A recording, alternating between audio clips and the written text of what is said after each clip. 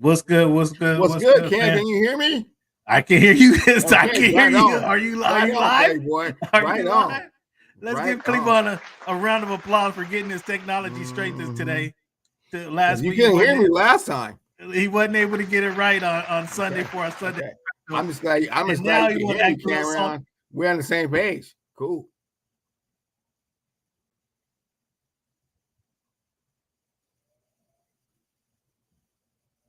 All right, now, so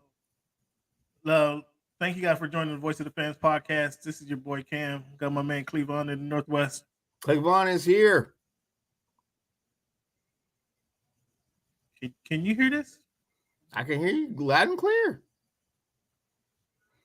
All right, so we're going to get the show started just like this.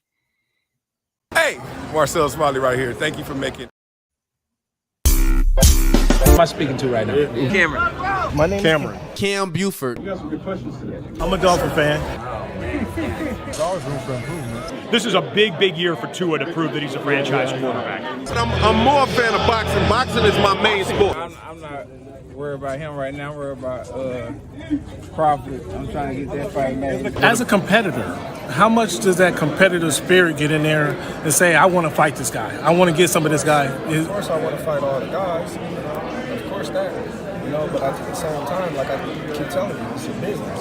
Once you finish him off, do you feel you get the credit and the respect you deserve there? It really don't matter. I'm just on a mission to become the best, welterweight in the division. After I get him, I want to fight the next best guy, the next best guy, the next best guy. Then once I clear the division, I'm going to move up. Think about it like this. The promoter pays the fighter.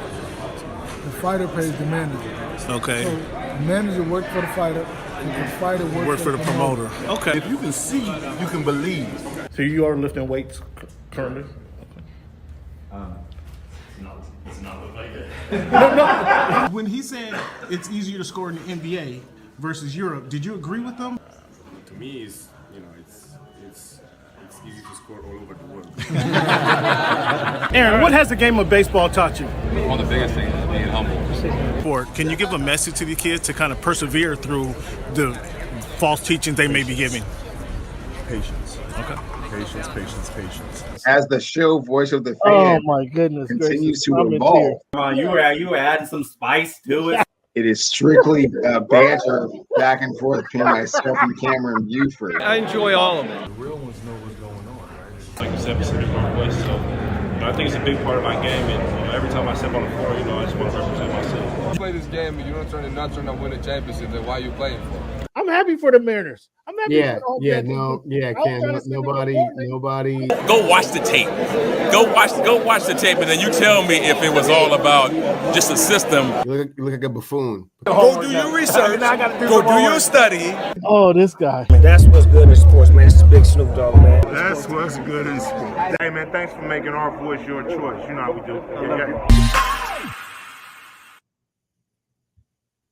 Yeah. Yes, sir. Thank you guys for tuning in once again to the Voice of the Fans podcast. This is your man. Give yourself a round of applause for tuning in to this week. Thank you guys. Cleveland, what's going on? Oh man, it's just sweltering hot up here in the 206 right now. Just trying to stay hot. cool. What is it? 85 degrees, man. It is exactly 88 degrees. Yeah. Come on, sweltering, bro. You don't got no humidity up there. You don't got no humidity. You got a cool breeze coming off the mountains and the shores and the water. Man, cut it out, man. Enjoy it. It's better than the 48 degrees it's been most of the year, isn't it? Okay, well, you're trying to, stick jabs. That's fine, but it's hot right now. I'm on the third floor. It's hot. Fans, excuse me if occasionally I have to take my hat off and wipe my brow. It's just hot. Well, fans, thank you guys for tuning in once again to the Voice of the Fans podcast. It's July 19th, 2023. This is week 250 of the Voice of the Fans podcast. I can hear myself twice. This is crazy. I hear myself speaking twice. I hear everything. Can you hear me still okay? You got me, Cleveland? Yeah, I don't know why. Turn it better, much better right there. Boom. Yeah, but I can hear myself speaking twice, so it's like it's being recorded. I'm hearing a recording. I don't know what the heck is going on. Boy, I don't know. I'm having all kind of technical difficulties over here. Fans, will again want to thank you guys for tuning in. Hopefully, you guys are getting a clear show. This is just something I deal with today. Again, thank you guys for tuning in. Appreciate your patronage. Again, July 19th, 2023, week 250 of the Voice of the Fans podcast. For those who tuned in to the Sunday special, Cleavon had some technical difficulties, but he hung in there. He was chiming into the text, so we're going to give him a chance to get some stuff off his chest because he didn't like how I was conveying his messages throughout the show. So I got some of those topics lined up that we're going to be able to touch on, and we can get to those, and hopefully he has his notes written down. But each and every week, fans, we talk about certain shows, certain things, and I'm gonna give you a rundown of what we're talking about this week is NFL offseason. We got a lot to talk about. The NFL never sleeps. It always gives us something to chat about. We got some NBA still their offseason. The NBA Hot Stove League is still running around. We got to talk about some Major League Baseball. We got some boxing topics that we're going to get into. Also, and we're going to talk about Shohei Ohtani. We're going to get Cleavon to talk about Shohei Ohtani this week. But before we get to all that, we play our numbers game, Cleavon. When you think of the number 19, Cleavon, who wore that number best? And who comes your mind first? You know, Cam, just the way that you had been talking about the 206 previously on the last show, it would be Lenny Wilkens and Lenny Wilkens, the only, one of the few players to be in the Hall of Fame as a player and a coach. Lenny Wilkens, that's a good call. He's on my list. I thought you might have came with Scott Mitchell. The guy who got a then outrageous contract, $6 million per year for one game when he came in and subbed in for Dan Marino. Or I expected you to mention Tony Gwynn. I mean, I know you're a lover of Tony Gwynn and what he's able to do. Life went a little short, but I expect you to mention Tony Gwynn. When you think of the number 50, Cleavon, who wore that number the best, or who come to your mind first? Cam, who comes to mind first is Emeka Okafor because he won me so much money, and then he wore it the best, Michael Singletary. Who? How did Emeka Okafor win you some money? Who was you betting on? The losers? You was taking the losers? I had Duke plus 2.5 in the championship game. Yeah. All right, fans. So we had a Sunday, part of our Sunday special. We had a breaking news hit upon us as Cleavon was having his technical difficulties. Was DeAndre Hopkins signing with the Titans? And I explained my theory after the shock and awe of him signing with the Titans over the Chiefs, over the Patriots. We decided Cleavon's favorite phrase he'd like to say about NFL players is that they age in dog years. That's Cleavon. Am I right? Do I have that right? That's 100% true. True fact. So just last week, we ran down our top 5 running backs in fantasy football, correct? We did. I'm not quite sure what that has to do with the receiver DeAndre Hopkins, but yeah, we did do that.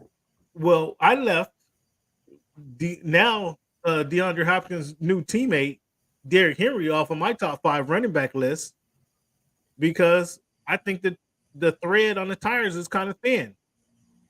And you want to argue that point, but you have to agree with me, and clearly DeAndre Hopkins agrees with me because now he's going to be the big target in Tennessee versus DeAndre Hopkins being the major target because I would suspect the only reason he signed with Tennessee is that he's expecting regression from DeAndre, or he's expecting regression from Derrick Henry, as he knows what you know. These running backs, NFL players, especially running back, age in dog years. So we've been seeing consistent output from Derrick Henry for the last 5 years, and he's expecting that to regress. What say you, Cleavon? I say that that is a philosophy that I abide by. Football players age in dog years, so it wouldn't surprise me if the fall off this season on Derrick Henry was egregious. However, I think that he's a little bit above that, and he's got at least 2 more 1,300-yard seasons ahead of him. You think he has 2 1,300 yards? So again, we did the math, and that puts him at Hall of Fame level. Close. I think that puts him close to just under 11,000 yards. Sure. So you're saying Derrick Henry is a Hall of Famer? Close. He's close to a Hall of Famer. So what was it? Was there an argument or dispute with what the point I was making? There was no. I mean, ordinarily, you would be right. I just think this is a specific example of someone that's going to, supersede that rule. I don't think we have 2 more years. I'd argue we don't have 2 more years of Derrick Henry at 1,300 yards. I'm not sure he gets 1,300 yards this season. He's gonna be the focus of their team. They're playing with a rookie quarterback. They're playing with Ryan Tannehill for the first 6 weeks until the rookie quarterback takes over. I mean, we don't. You nor I nor you don't know what's going to happen with Ryan you Tannehill. nor I understand your disdain you for nor Ryan I Tannehill. expect Ryan Tannehill to finish the No, season. I completely 100% understand your disdain for Ryan Tannehill over the years. I mean, he's burned you with AFC championship after AFC championship. Given the fact that he left the Miami Dolphins, kind of in a huff, it wasn't smooth. So I understand where you're coming from with that, but at the same time, that has nothing to do with Derrick Henry. What do you mean it has nothing to do with Derrick Henry? There's no threat. There's no threat from the quarterback position, meaning they can stack up on the run. What do you mean there's still a threat from the quarterback position being Ryan Tannehill. Because he's already proven like 2 years ago he took his team to the AFC Championship. Am I incorrect with that? In the playoff, the guy threw for 113 yards one game, while Derrick Henry ran for 182 yards. Was that in the AFC Championship? What are you talking about? No, it wasn't in the AFC Championship. It was in fact in the playoff. Did they win that game? They won the game because they had Derrick Henry running for nearly 200 yards. Man, see, yeah, exactly. He got him sweating already, fans. So they won the game. Got him sweating already. They did win the game. The game that you were talking about, they won that game. He threw for 113 yards. Yes, they won the game because they ran Derrick Henry. Well, rinse and repeat. Man, come on. Again. Well, they're going to be playing with Ryan Tannehill and or a rookie quarterback. So the target's still going to be on Derrick Henry's back. Is he going to get 13 yards? I'm not expecting that. I'm not expecting that this season. So we're going to keep on. We're going to pin fans, and we'll come back to that one. Yeah, we'll talk about that later, homie. Yeah. We'll pin that. We'll come back to that one. Yeah. The Jets signed Quentin Williams, 4 years, $96 million. 4 years, $96 million. You got Rodgers showing up in camp this year. Are you and Paula? How you guys feeling? How you guys feeling? Are you expecting big things from the Jets? Do you think? I'm not a part of that association, Cam. I know that you always try and make me a part of that organization, but yeah, we're not affiliated like that, man. Good for them. We'll see what they can do. Now you're trying to distance yourself from the Jets.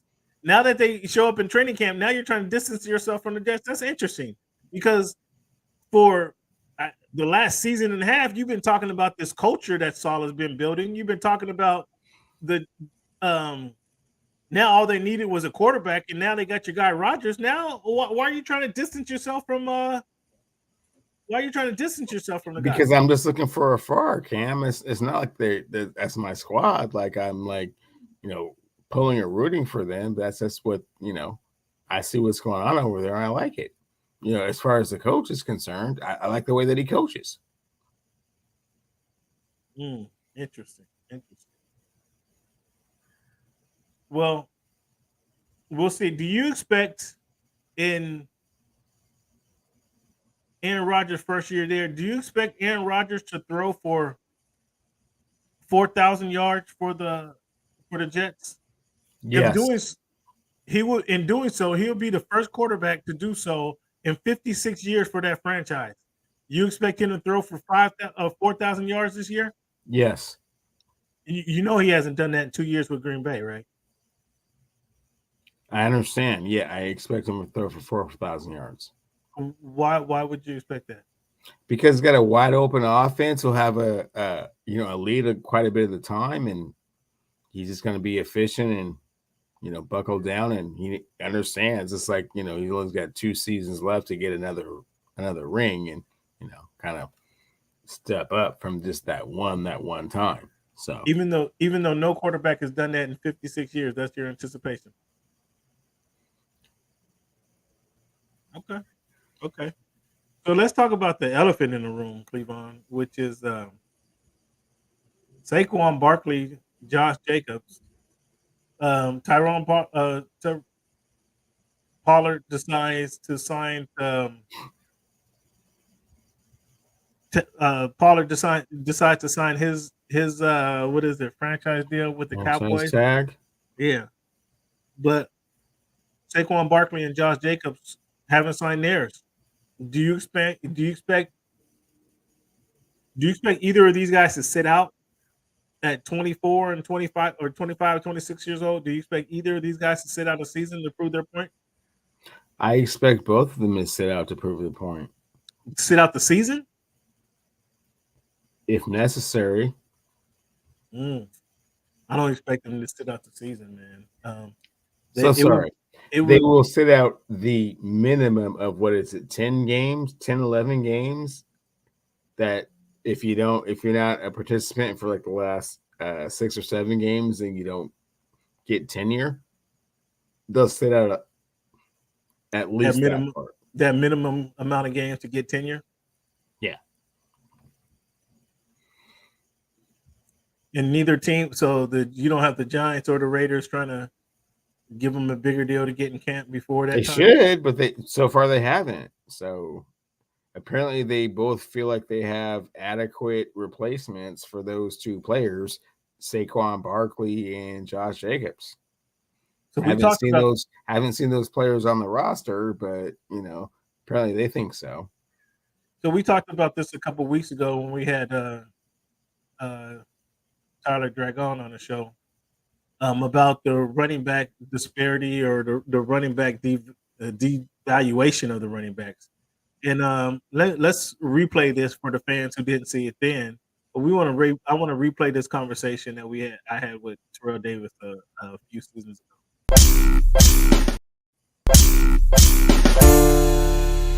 And that's why you wouldn't get a good bite of that apple. Well, that's why I'm speaking on it, because thank God for me, I was allowed to redo my deal after year 1. Oh, wow. And the players can't redo their deals now. So they need to just go back to the old thing and let players redo their deals. But it's more than that. I mean, there's things tied into it with the CBA. But I think there needs to be an exemption for running backs. Where it's like, listen, man, if your team is willing to negotiate your deal, then they should be able to do it for a running back position, because we don't have that long life expectancy. But that is true. That exemption would be kind of tricky. That's true because why would it be tricky? Who knows? Because not everybody's like you, or not everybody's like Zeke. Not everybody can carry that for 3 or 4 years. Right. So what I'm saying is, a team don't have to do it. Yeah. They don't have to redo your deal. But if you severely outperform it. You tell me the last 3 years, Zeke has been paid peanuts. Yeah. You see what I'm saying? He should have been paid. I got you. Yeah. I see what you're saying. So now he's got 3 years. He put on his work, and now he's got 2 more years that he may still not be paid.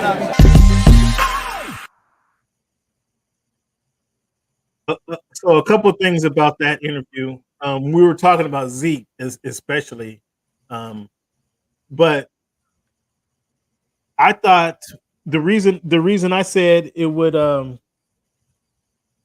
is I thought the reason that would be tricky, because you remember the quarterbacks talking about having their own little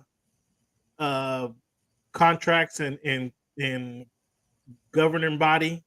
If you remember that, probably about 5 or 6 years ago, the quarterbacks talking about they need negotiate their own deal outside of the collective bargaining agreement.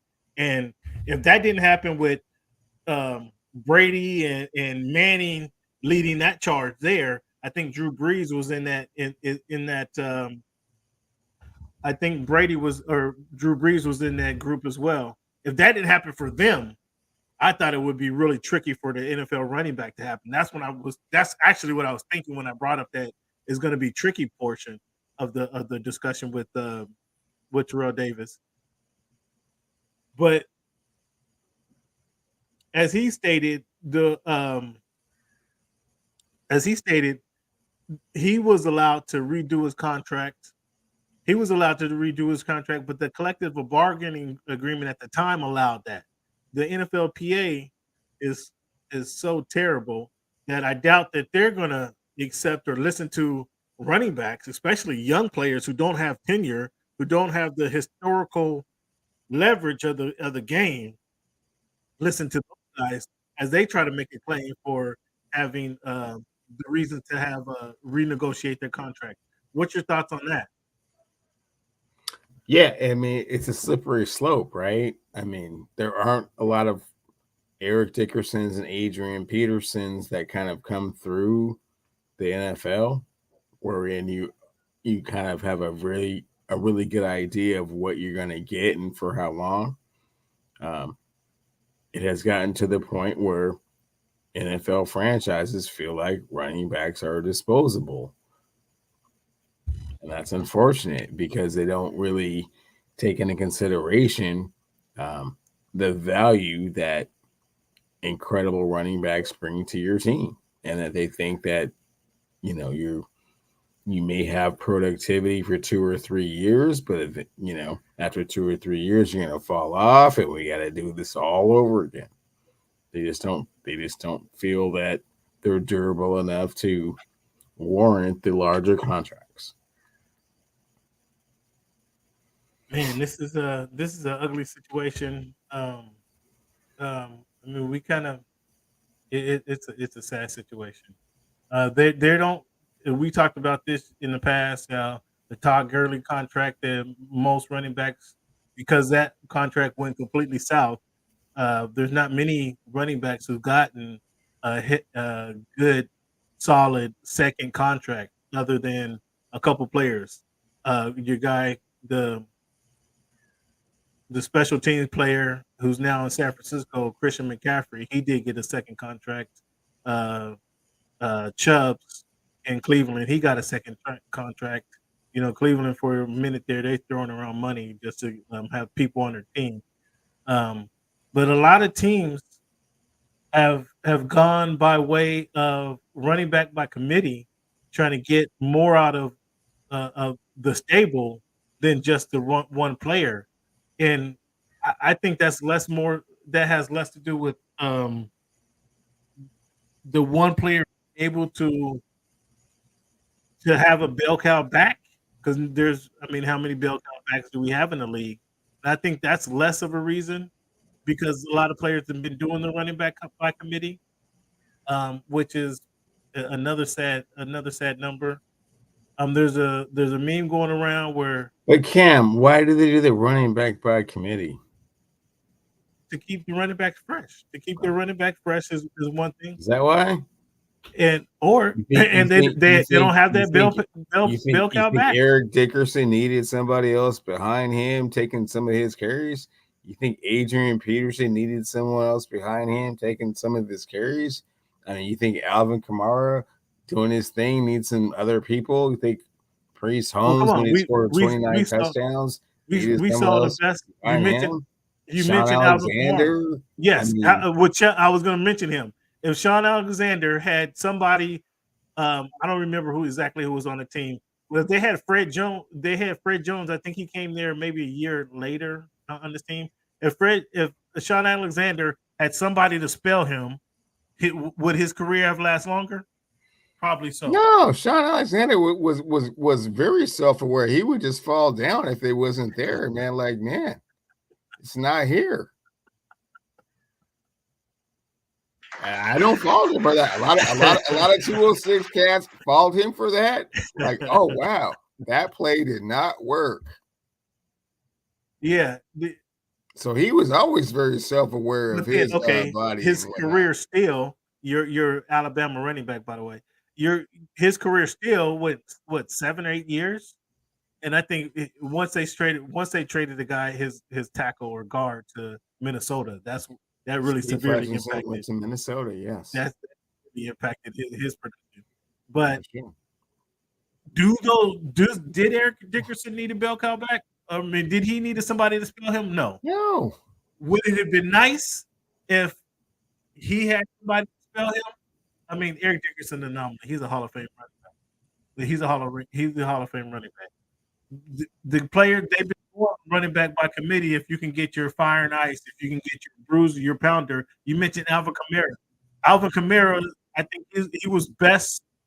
He was best when they had Mark Ingram running the ball up the middle, and then they can run the ball with Kamara. That's great. That's great. Yeah, that's that was ideal. That was ideal to wait. If you're that dude, you're that dude. Give the ball to him every single time. Cleveland. We've seen what happened in you're not paying attention to what's going on in the NFL. Ezekiel Elliott came in on fire, right? As a rookie. His first 2 years was absolutely on fire. Right. As his game regressed, he needed Tony Pollard to come in and spell him to give him a burst. That's exactly what Tony Pollard did last season. Melvin Gordon for the Chargers. He was a big bruising back, but when Austin Eckler stepped in there, that gave him a different dimension. That gave them a different that allowed them to attack the defense in a different way. You hear what you're saying? It's like Melvin Gordon and Austin Eckler had to combine to be LaDainian Tomlinson.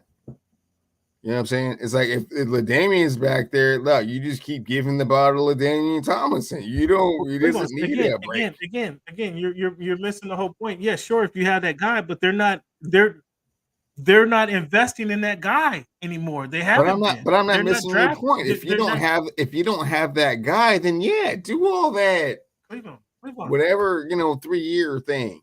But once you get that guy, run the guy. What do you do? New York's not paying that guy. New York has that guy, they're not paying him. The Raiders have that guy, they're not paying him. What are you talking about? You're missing what's going on. They're both. So it's not just about that guy. They're both afraid of injury and the amount of carries those two running backs have. Yeah, but if they're that guy, what you're saying, if you're that guy, pay your guy. They've proven they're that guy. So what's the problem? And listening to your theory. The problem is that they're listening to the statistics and saying, "Oh, well, if he's been that guy for that long, it's only like 2 more years that he can still be that guy. So I can't give him 6 years of a contract." Why is Tennessee not buying into that theory? I don't think you're really paying attention to the situation because Tennessee's not. They're totally ignoring that situation. New York has had that guy. Is proven that he can be that guy. The Raiders have that guy. He's proven that he can be that guy. Actually led the league in rushing last year, but they still don't want to pay him. If they have, according to you have that guy, you pay that guy. So they have that guy. Why aren't they paying him?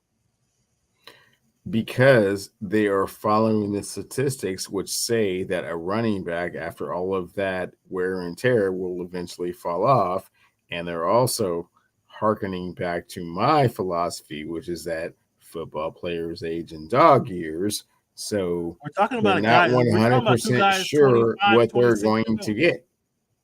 We're talking about guys of 25 and 26. You're talking about these guys aging in dog years? Yeah. So they're 21 already in the NFL in NFL life. From what the owners are pontificating, yeah. Like I'll get the 5 and we'll be done here.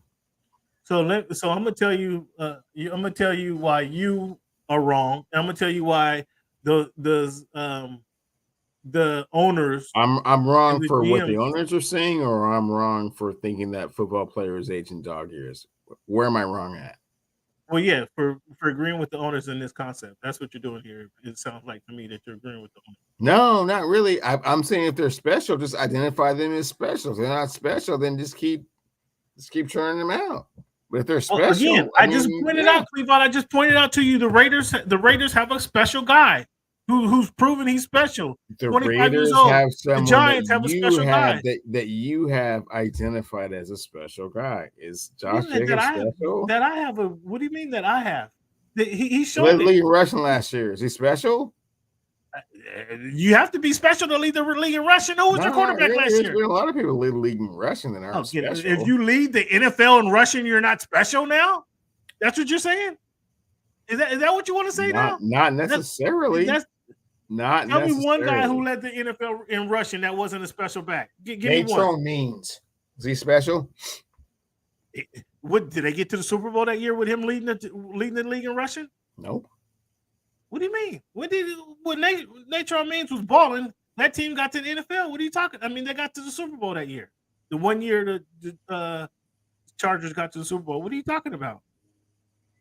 Timmy Smith was he special? I don't know that he ever led the league in rushing. Timmy Smith. I don't know. Well, Cam, pull up the league. Pull up the list of running backs that have led the league in rushing for the last 25 years. No, you just told me. Cleveland, you told me. This is your argument. This is your argument. I'm tired of hearing all this. I'll put a list up. Put a list up right now. Timmy Smith did not lead the league in rushing. I don't even have to go to the list for that. But since you want to put it, why you put that list up? Josh Jacobs had 1,653 yards rushing in his fourth year in the NFL. Josh Jacobs, three of his four years, he's rushed for over 1,000 yards. How is that not special? He led the league in rushing in his fourth year. How is that not special? Played every game. How is that not special? I'm confused. I'm confused how that is not special. I'm confused. For a career, he averaged 4.4 yards a carry. Last season, he averaged 4.9 yards a carry. How is that not special? I mean, how is that not special? You're telling me Josh Jacobs ain't special? What the heck are you talking about? You're losing credibility with the fans when you say. No, I'm not losing credibility. How am I losing credibility? When you say Josh Jacobs is not special, that's how you lose credibility. It's not special. What are you talking about? Not special. 3 to 4 years. He led the league in rushing that one time. Kareem Hunt led the league in rushing one time. He's special. Is Kareem Hunt not? Oh my goodness gracious! Kareem Hunt special? You have to be special to lead the league in rushing. No, you don't necessarily have to be special to do that. Again, let me tell me somebody else who's you have to be Marco special. Murray special? Who? Marco Murray, was he special? In that season, yes, he was. He 1,600 yards? 1,600 yards rushing that season? Shady McCoy special? What did you got to give me more than just what he did? Matt Forte special? Matt Forte was very special. Ray Rice special? Give me what they did that season. Drew special? Give me what they did that season. Give me what they did that season. When to lead the league in rushing, you have to be special. Number one. Oh, so you only have to be special for that individual season that you did that thing. I don't have an argument for that, Cam. Yeah. I really You don't. say That one time you just ran like a gazelle and led the league and you were special that time. Matt Forte was a fan. Come on, you shouldn't be aware of Matt Forte was a fantasy freak. For at least 3 special? Years. Catching out the or did that 1 year. I didn't go to what they did the next year. I just went with that one season. Because that was a pinnacle. And sometimes it went from first to like 27th. So sometimes that happens. You would have more. You would have a better argument. The football players. You would have a better argument. Or sometimes they go from like 1 to like 13. You would have a better argument if you came at me with this guy had one high mark and then what is it called? Reduced to the mean. Came back down to the mean.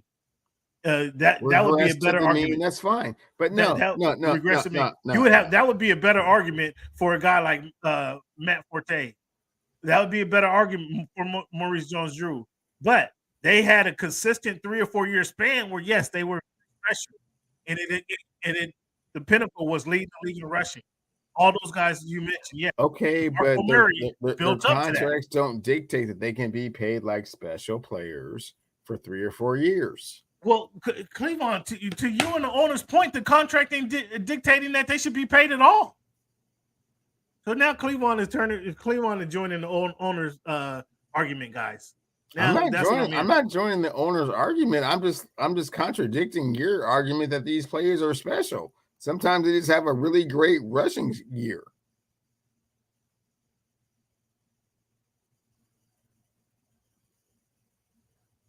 Well, go get Dalvin Cook then. Okay, go get Dalvin Cook then. I don't know that you understand what it takes to be special. I don't know that you understand what it takes to be a running back. Is Dalvin Cook special? When you're talking like this, when you're talking like this, question outside the box. When you're talking like this, I don't know that you understand what it takes to be special in the NFL. Is Dalvin Cook special? I mean, they can run without Dalvin Cook. They got enough guys that can be run without Dalvin Cook. Dalvin Cook would be one of the better guys in the backfield. Cassius, stop ducking and dodging, man. Is Dalvin Cook a special running back? Dalvin Cook is. If I was Minnesota, I wouldn't let Dalvin Cook go. I'll put it like that. If I was Minnesota, I would have not let Dalvin Cook go. Cam, let me rephrase the question. It's a yes or no question. Is Dalvin Cook special? Sure, Dalvin Cook is so a special back. Yes. Dalvin Cook is special. So by your criteria of special, he should be paid at least $13 million. If I was Minnesota, I wouldn't let Dalvin Cook go. But I'm not giving that. I'm not that. So wow. I'm not paying him $13 million to join the Dolphins. You already said he's a special running back. Yeah. So how come no one else has signed him? That's I don't know. I can't understand it. I can't explain that. I can't explain why the owners won't have. Talking about Saquon and Josh, they haven't signed them either. Yeah, and Saquon and Josh are more special than Dalvin Cook. I think Saquon's more special. I don't think Josh is more special. Mr. Dalvin is kind of talented, man. Again, I'm not sure that you really understand what it takes to be an NFL running back. I'm not you're explaining to the fans why your knowledge of NFL running backs is limited. Okay. So is what's that dude over there at Pittsburgh that you love so much? The running back. Najee Harris? Is he special? I mean, on what comparison? He hasn't proved he's special in the NFL. So he's not special. Okay. He hasn't proved that. He hasn't proved that at this point. Okay. He hasn't proved it at this point. Is Kenneth Walker III special? When you say, I mean, okay, what is the criteria for a special running back? I don't really quite fully understand. I don't understand why you're going down this list of guys either. I don't know. Understand? Because I'm naming some really top-notch marquee players that you don't really want to say they're special.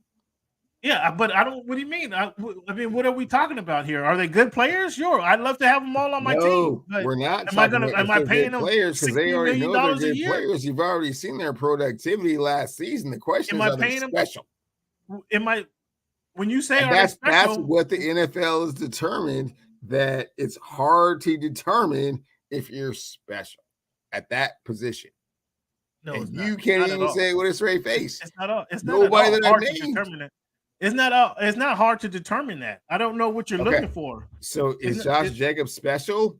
Josh Jacobs is special. Would I pay him? Austin Eckler special? Again, they're different running backs, Cleveland. I don't understand the point that you're trying to make. You're asking, are they special? Are they special? My point is, would you invest in him for 5 more years? Would I expect special.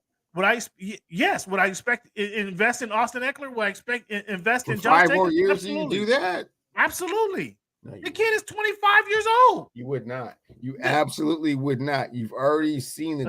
Again, you're showing your ignorance. The kid is 25 years old. He just led their league in rushing with 1,600 yards on a team that have a receiver and questionable quarterback play. Everybody would rate David Carr. Everybody would rate anybody with sense would rate David Carr average quarterback. Every quarterback, anybody would rate Derek Carr as an average quarterback. Josh Okay, Jacobs ran for 1,600 yards. So we're talking about Josh Jacobs. He's special. I don't know what the argument is, Cleveland. He ran for 1,000 yards three of his first 4 years in the league. Special. I don't know how there's an argument there. I don't know because he's not special. How are you? What's your criteria for special? The kid led the league in rushing, really 1,700 yards. Feel like that. What is your criteria?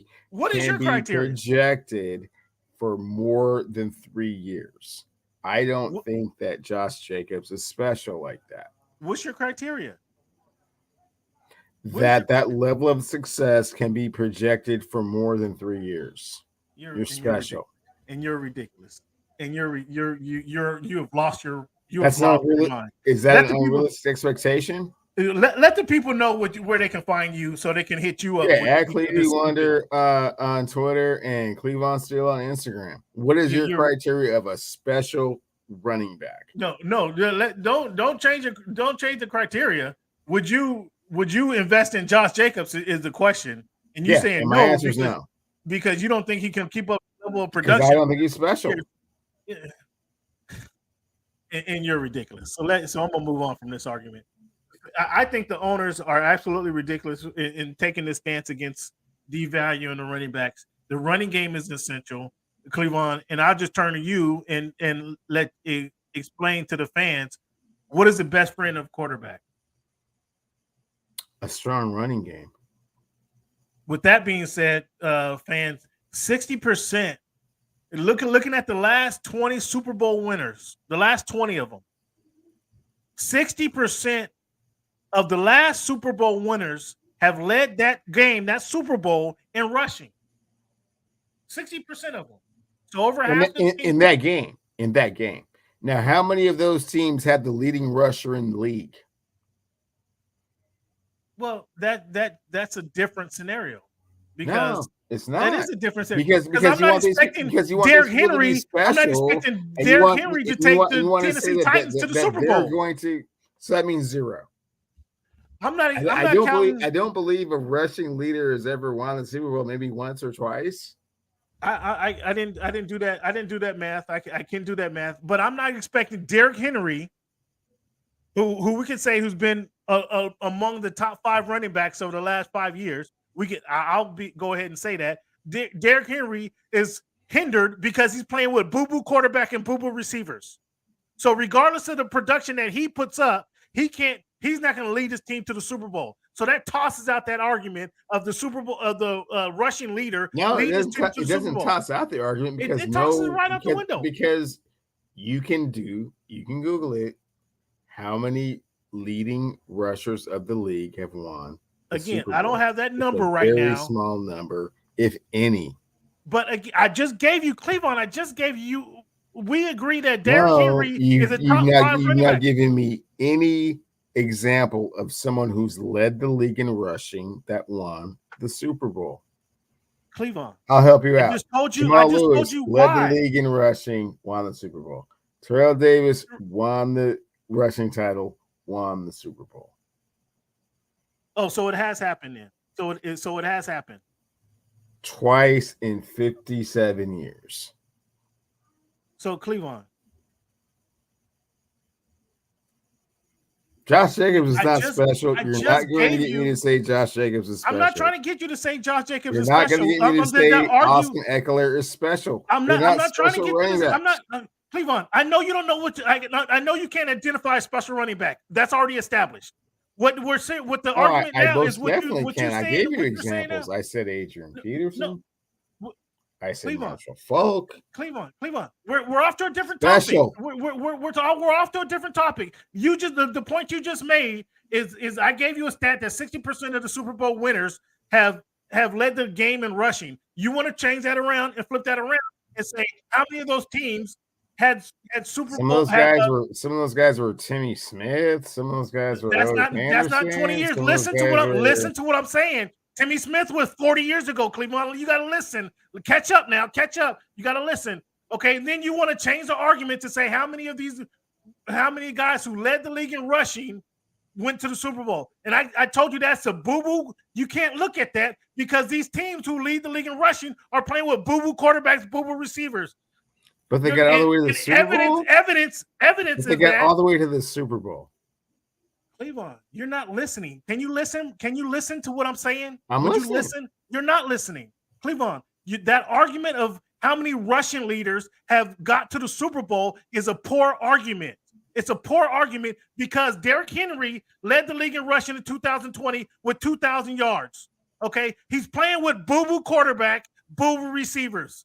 The team, he's carrying that team. So therefore, that team is not going to get to the Super Bowl because they're not a well filled out team. He led the league in rushing in 2019. That team is not getting to the Super Bowl because it's not a good team.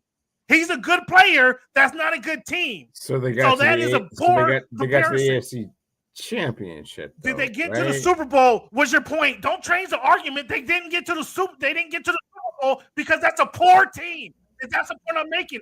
So your argument of the NFL rushing leader not getting to the Super Bowl is stupid because oftentimes they're on a bad team.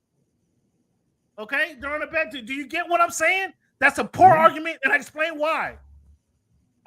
You pointed out that it hasn't happened. That's why it hasn't happened. I just explained that to you. Because they're the leading rusher on bad teams. Can you catch up, man? That's a terrible comparison to make, Cleveland. You try to say it hasn't happened. So you're saying because the rushing doesn't matter because if you lead the league in rushing, you don't go to the Super Bowl. That's exactly what you're saying. When you try to flip the question, oftentimes does not get to the Super Bowl. Why? And I explained the reason why. That's a dumb comparison to make. I just explained it to you. Because oftentimes they're on a dumb plane. I just gave you examples. 2 examples, Derrick Henry twice in back-to-back years, led the league in rushing and didn't get to the Super Bowl. So that's explaining why that's a dumb argument. Let's move on. Darren Payne gets paid by the Washington football team. He's another defensive tackle that gets big bucks. Do you expect your Commanders to kind of turn around this season? Now we're coming back off your guy should be coming back from an injury. Deron Payne just gets paid. The defense now has a season from being injury riddled last year to be healthy again this year. Do you expect a turnaround for the Washington Commanders? I do not, because I don't feel that they've properly addressed the quarterback situation. And I'm not quite sure what Chase Young is really going to produce. I'm not confident. So is there any confidence in the coach changing things around, bringing that Kansas City culture? I mean, he does have Heineke and Howe. Well, no, he didn't even have Heineke. Heineke's in Atlanta, if I remember correctly. Is there any confidence in the coach? No. Just personnel, or it don't look the same without it doesn't look the same without Patrick. It doesn't look the same without Patrick or Alex Smith. Yeah, those have been year 2. Alex Smith. You comparing Patrick to Alex Smith? No, I'm saying that the 2 quarterbacks that he's been the offensive coordinator underneath. Perhaps he wasn't even the coordinator under Alex Smith, but the 2 preceding quarterbacks in Kansas City were Mahomes and Alex Smith, and he has neither of those in Washington. So, well, I don't know if Alex Smith is a deciding factor. Tyreek Hill says he will get. He didn't say he might get. He said he will get 200 or 2,000 yards this season. What is more probable? Him getting 2,000 yards receiving or the Dolphins winning the Super Bowl? It's more probable that he gets 2,000 yards. Yeah, I'd agree. I take I'll take 1,100 yards, Tyreek Hill, if we can get to the Super Bowl and win it, though, buddy. I'm sorry. I'm sorry. I don't care. But fans, neither one of those two things are happening because the Miami Dolphins actually are not going to make the Super Bowl. I actually just looked through the schedule, and that's not a thing. I mean, we can look at the schedule on another day. We're not going to do it right now, but we can look at that schedule another day. I mean, you don't have them going to the playoffs, if I remember correct. No. Yeah, No, and that's without even looking at the schedule. What are the chances that the Chiefs repeat this year? This would be the first time a team done so since 2004. It seems like so long ago, but what are the chances that happens? I think they have a real legitimate chance of repeating as Super Bowl champs. You're going in. Is that better than half? You go Chiefs or the field to win the Super Bowl? Oh, let's go to the field. I mean, it's 31 other teams. So, yeah. I mean, is that where you're putting your money on, the field in that bet? The field, it's always the field, especially in football. And hoop, it's different. Hoop might be like, no, you're not beating those guys. Football, yeah, the field. Every time. I mean, they got that guy. They got Patrick Mahomes. I mean, he's different. Yeah, cool. Football is a game of attrition and injury, and the field. So apparently, Zach Martin says he wants more money, or he's gonna hold out. What's the chances that Zach Martin actually holds out? Very good chance. The Cowboys offensive guard. Very good chance. I think he's the only one, number one rated lineman in the league right now. So Cleveland, let's look at off the top of your head, the top 5 fantasy defenses going into this season. We're gonna look at the defenses and tight ends. So what are the top? I'll give you mine. You want to give me yours? Which one do you want to go? You want to listen? Let's go with yours first, and then I will formulate where I'm coming from with this. Top 5 defenses. San Francisco 49ers, number 1. The Buffalo Bills, number 2. The Miami Dolphins, number 3 fantasy football team going into the season. Pittsburgh Steelers at number 4, and the Dallas Cowboys at number 5. Where am I wrong? Wow, Cam, I didn't hear a single mention of the New York Jets defense. I didn't hear a single. You won't. Didn't hear a single mention of the Philadelphia Eagles defense. Not trying to hear either one of those, or I mean, the Eagles is where would you put? Who do you take off the list? If you put the Eagles on there, who do you take off the list? You got the Niners, the Bills. The Eagles aren't ahead of the Niners or the Bills, are they? Are they ahead of the Dolphins, Steelers, or Cowboys? It might be I don't know. They're most definitely ahead of the Cowboys, and they're most definitely ahead of the Dolphins. So why are your Dolphins at number 3? That's weird. It's way too high. They got Jalen Ramsey, Xavier Howard. They got linemen. They got so they can lock you up. They should be able to stop the run. Be behind all the time, man. Those corners, man, they're not going to have a lot to do. They're just going to be running the ball because they have the lead. Who? What? The opponent. Yeah. The opponent is going to be running the ball? Yeah. No. They will, because they'll be ahead all the time. Okay, so you have the Eagles where at number 3 then? At least number 3, yeah. And do you have the Steelers on the list? Keep Steelers on the list, yeah. And where are your Jets? 2 or 3 or 4 at the very least. Okay, all right. So anybody else you want to add to your list? No, we'll keep it there. Keep it there. And we'll revisit this one too. When you're looking at the tight ends, the top tight ends in your fantasy draft, I have Kelsey, Mark Ingram, T.J. Hawkinson, Darren Waller, and Mark George Andrews. Same out. Who? You said Mark Ingram, Mark Andrews. Is that who you're talking about? Did I say Ingram? I meant Andrews. Yeah, Andrews number 2, Baltimore. Yeah. Yeah. So Kelsey Andrews, and who? Hawkinson, the guy got traded from the Lions to the Minnesota, and Darren Waller and Kittles. That's legit. Nobody's missing off this list. Interesting. Okay. All right. So yeah, we'll revisit the. I mean, we'll know when draft time comes who gets picked where. So let's jump into this NBA conversation. Let's talk about the summer league takeaways, man. What was your takeaway from NBA summer league? What's your takeaway from summer? Yeah, my takeaways are congratulations to the Cleveland Cavaliers for winning that, man. That was kind of, out of nowhere. I didn't really expect their team to kind of come through and just be undefeated, just browbeating the other summer league opponents like that. Wow.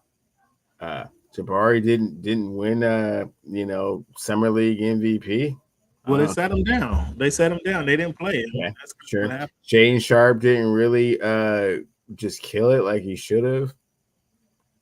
Yeah, those were kind of my takeaways. Shaden Sharp had the one game. I mean, then he came back. He had the one game, and then it was kind of looking like Shaden Sharp. Like it was like, what's going on here? Should Chet be eligible for the Rookie of the Year award? Absolutely. He should, even though he played last year. I mean, he didn't play the season. He played last year. He played some games, man. He was traveling. He's been shut down. He's been shut down since the crossover. What are you talking about? What I'm saying, he played until he got hurt. He got hurt in the crossover up here in the 206. What are you talking about? Against he didn't play any playoff. He played one game. Not any summer league. That's what I mean. No, he didn't play any games in the regular season. I know he got hurt, but I thought he got hurt in summer league. No, he got hurt at the crossover. But he was on the team, man. He got to work out with the team. He got absolutely 100%. Never played an NBA game. You should be eligible for being Rookie of the Year. Why would you not if you never played in an NBA game? Because the rookie coming into the season. Man, come on, man. I mean, like he never played in a professional NBA basketball game. Why wouldn't he be considered a rookie? He was drafted last year, and he's been in the environment. He's been in an environment. He's had a chance to build up weight. He's been to hit NBA food. He's been on a plane. He knows what he's expecting versus Scoot Henderson, who's coming off from a G League, or versus Wemby, who's coming from France. Like he has an understanding of what's this game going to take. That would be my argument. I mean, it doesn't matter to me. That would be my argument of why he shouldn't be eligible for the Rookie of the Year award. Should James Harden, man? Do you want James Harden? Now you talking about being special. You talked about being in the last segment. You talking about special players. How do you feel about James Harden? Do you want James Harden on your team? Should the Sixers want him? Should the Clippers want him? Should anybody want James Harden? You know what would be ideal is if the Clippers offered the Sixers a really, great package with like Batum and Man and what's my man's name? Zubac? Come on, man. Cut it out, man. For James Harden. You can keep PG-13. You just trying to. You just trying to. And just get that third piece. All right, fans. The third piece. Levon's just trying to crack jokes right now. He's not even taking it serious. He's just trying to take it serious. That's real. And they're not listening to Man, Batum and Zubac. They're not listening to that. Nobody's doing that. Okay, I mean, okay. Well, Philly might drive Harden. Zubac and Batum. Zubac and Batum. No. I'm not giving you either one of those guys. I'm not giving you any one of my consistent players who I know. Who I know is going to play. Who I know is going to show. Former NBA MVP. You're not giving up like some players. You're exactly right. Never made an All-Star team. You're exactly right. Who never made All-Star, but you're exactly right. I'm not doing it. I'm not giving you two of my. I love that trade. Role players. That trade. Yeah, I bet you do. And I hang up on you so fast. If you Philly calling LA for Zubac, Batum, and Man, no, get out of here. What? Yeah, you're gonna be stuck with him. You're gonna be stuck with him again. Come on, get out of here. Yeah. So again, he's proven he's not he's not in the Kyrie category, but he's proven in good situation he doesn't want to be. He's a little bit above a Kyrie category because he's been the most valuable player in the National Basketball Association. He's led the league 2 of the last 3 years in assists and 3 times scoring champion. Okay. He didn't want to be in Brooklyn in that situation where they had a chance to win. He doesn't want to play with the reigning league MVP. I don't understand. What's he coming to LA for? What's he coming to LA? Because you want to help the Clippers win a championship. No, I can't count on this. And next season, he's going to talk about, I want to get out of here. I don't want that player around. 2 of the last 3 seasons. Not if they're winning and they have a positive environment, which Tyronn Lue can create for Paul George is a great guy. Kawhi's been through his trials and tribulations. They can bring him under their wing. He's not the guy.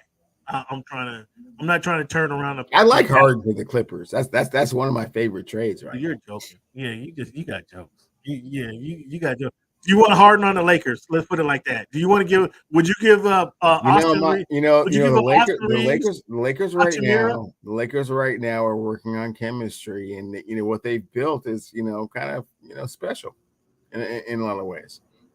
Would you give up Austin Reeves, Hachimura, and Kenneth Walker is gone, and would you give up just those 2 guys, Hachimura and Austin Reeves, for James Harden? Oh yeah, they're gone. Out the door. Really? Out the door. For James Harden? Yeah. Yeah.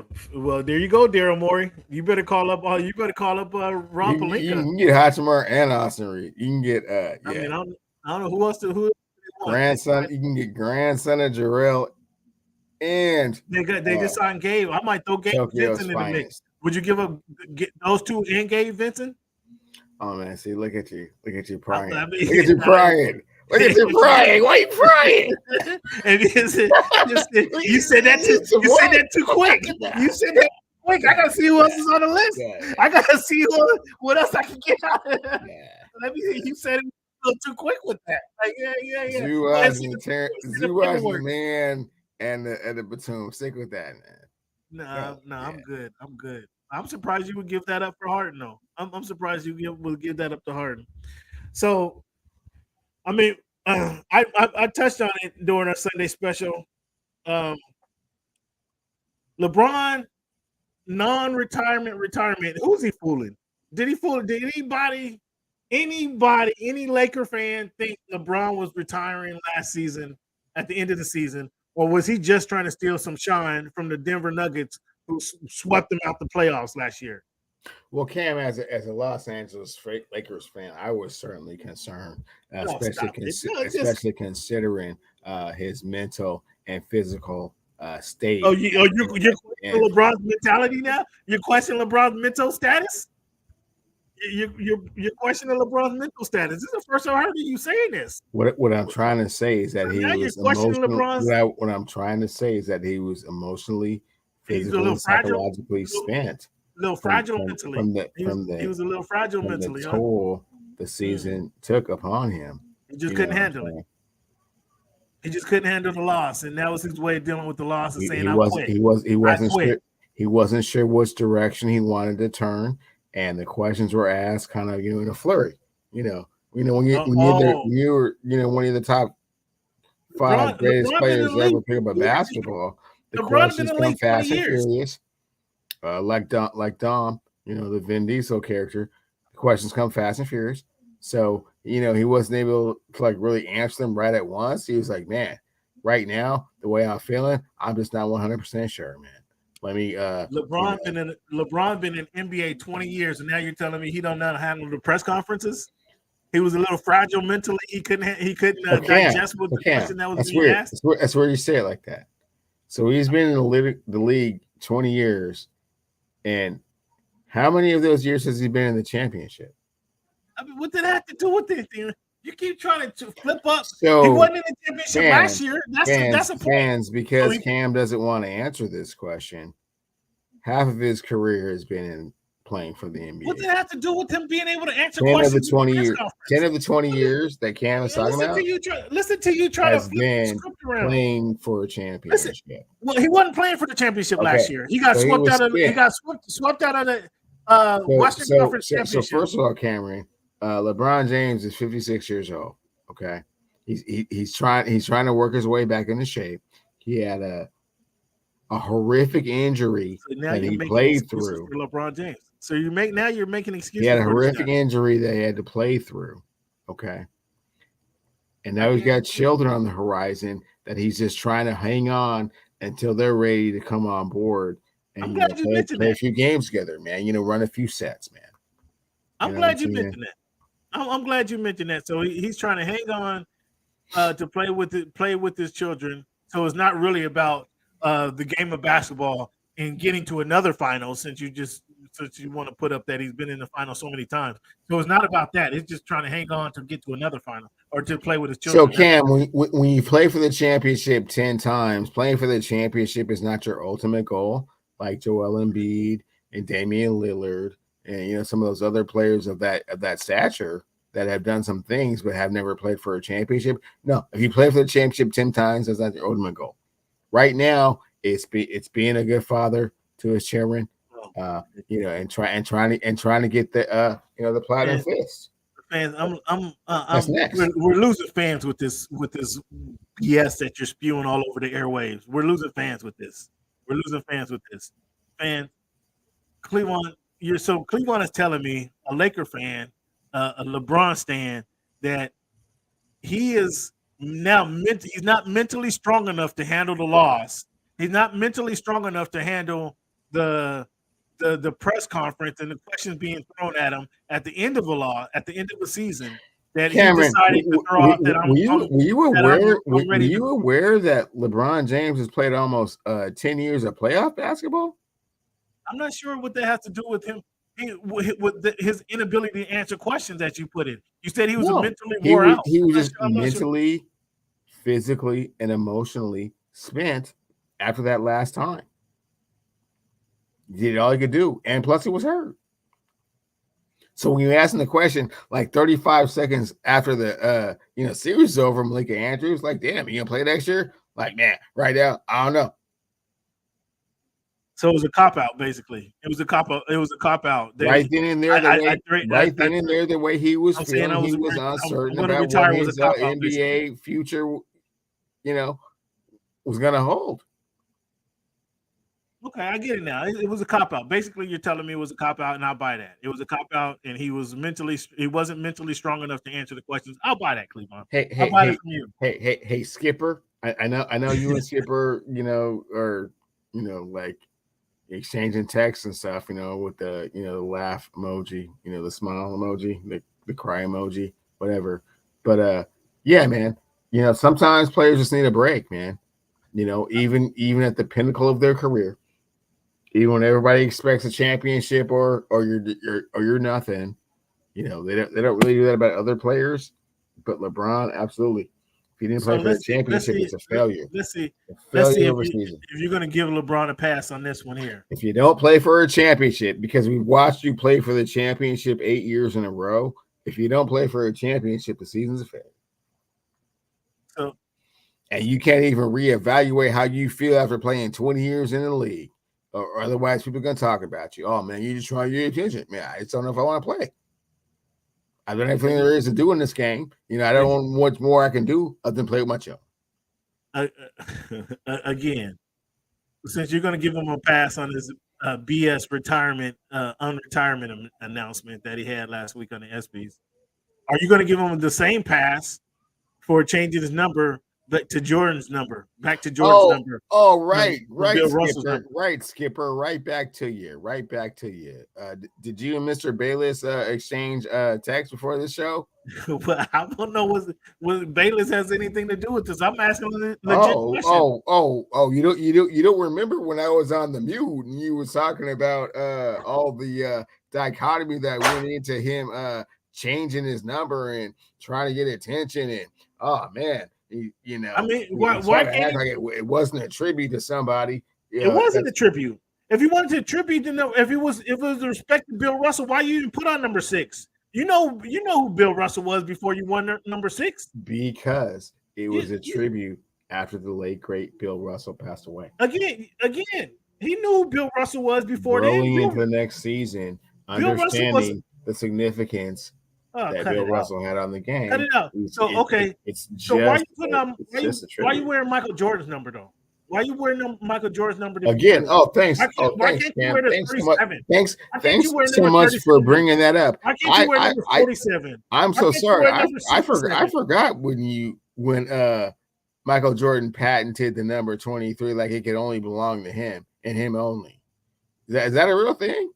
I mean, it was retired in Miami. Where do they do that? He couldn't wear that. It's retired in Chicago and in North Carolina, but where else is it retired? I mean, it probably should be retired all over the league. Okay. So that's your opinion. But if you call him your opinion is that because Michael Jordan wore it, it should be retired. However, I mean, Michael Jordan is a GOAT. King LeBron James is saying, you know what, in absolute respect of the 11-time champion, all these awards named after him, I'm just not going to do that this year. I mean, Kobe didn't even do that. Kobe said, I want to be one better than you. I'm going to wear 24. So Kobe didn't even try to wear Jordan's number. But Kobe changed his number for legal reasons. And, you know, Kobe's my guy. But, hey, man, do we have to go back to that?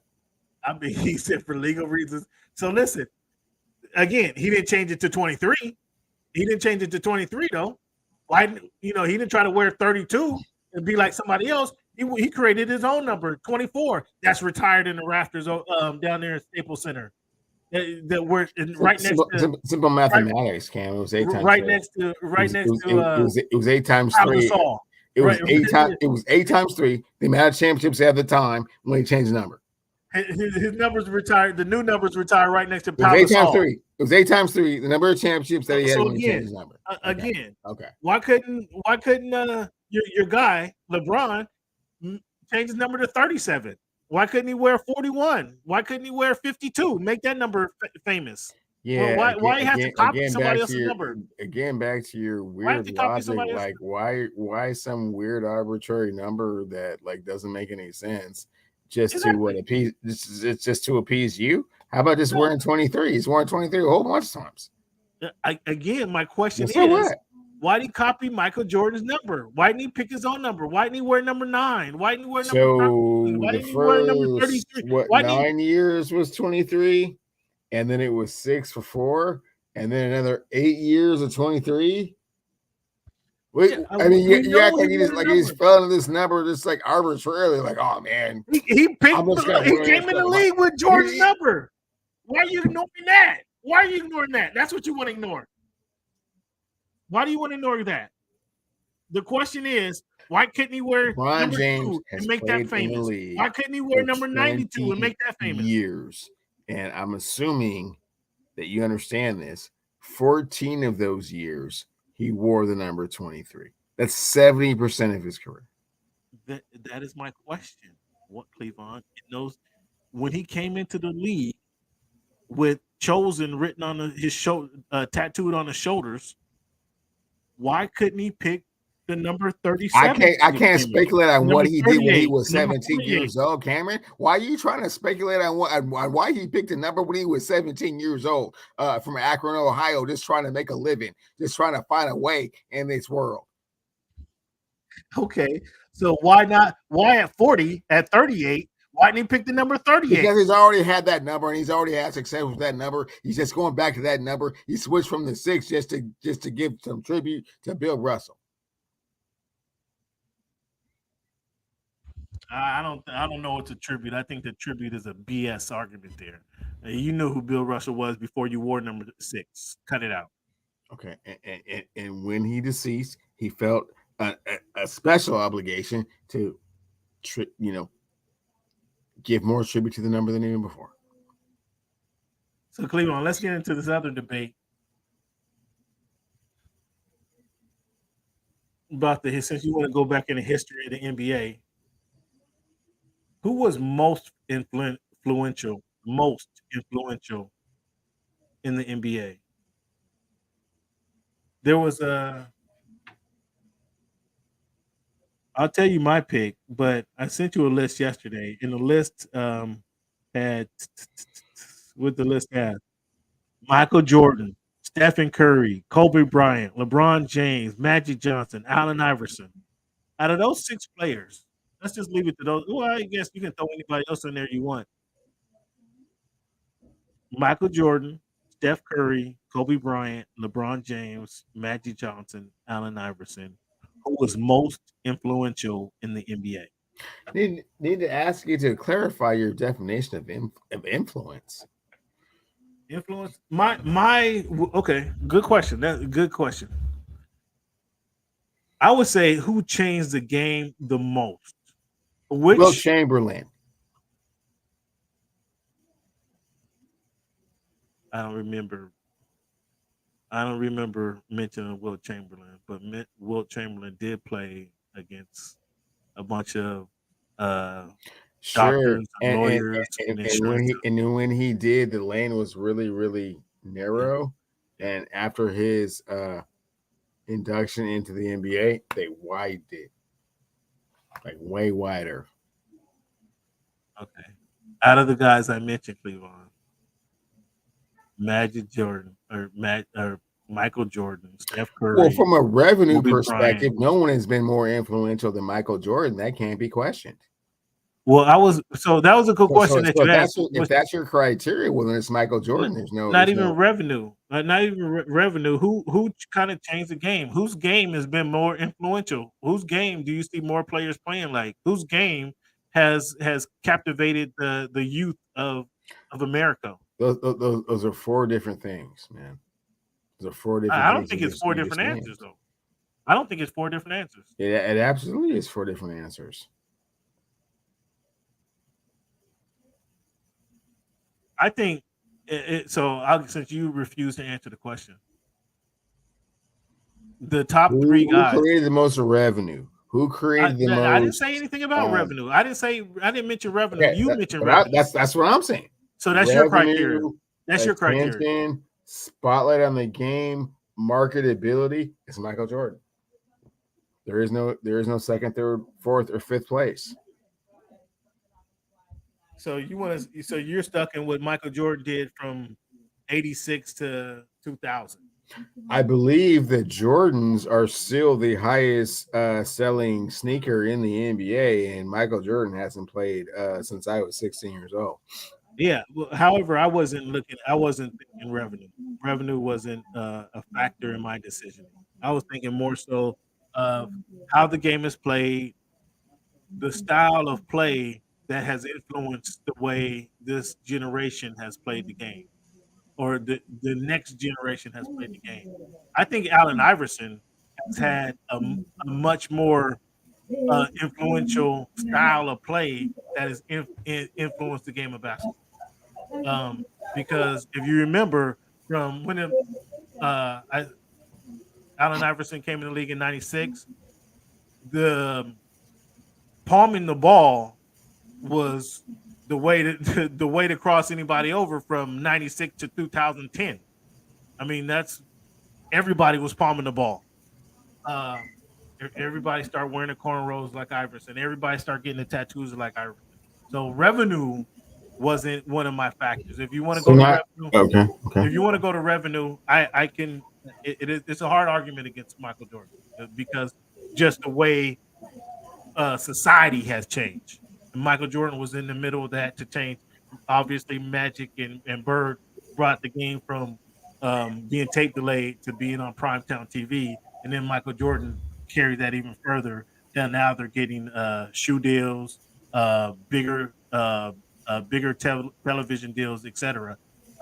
That can't be argued. I wasn't thinking revenue when I asked the question, but you make a good point. But I think again, the way Allen Iverson's style of play, his influence to the NBA culture had much more influence outside of revenue than Michael Jordan.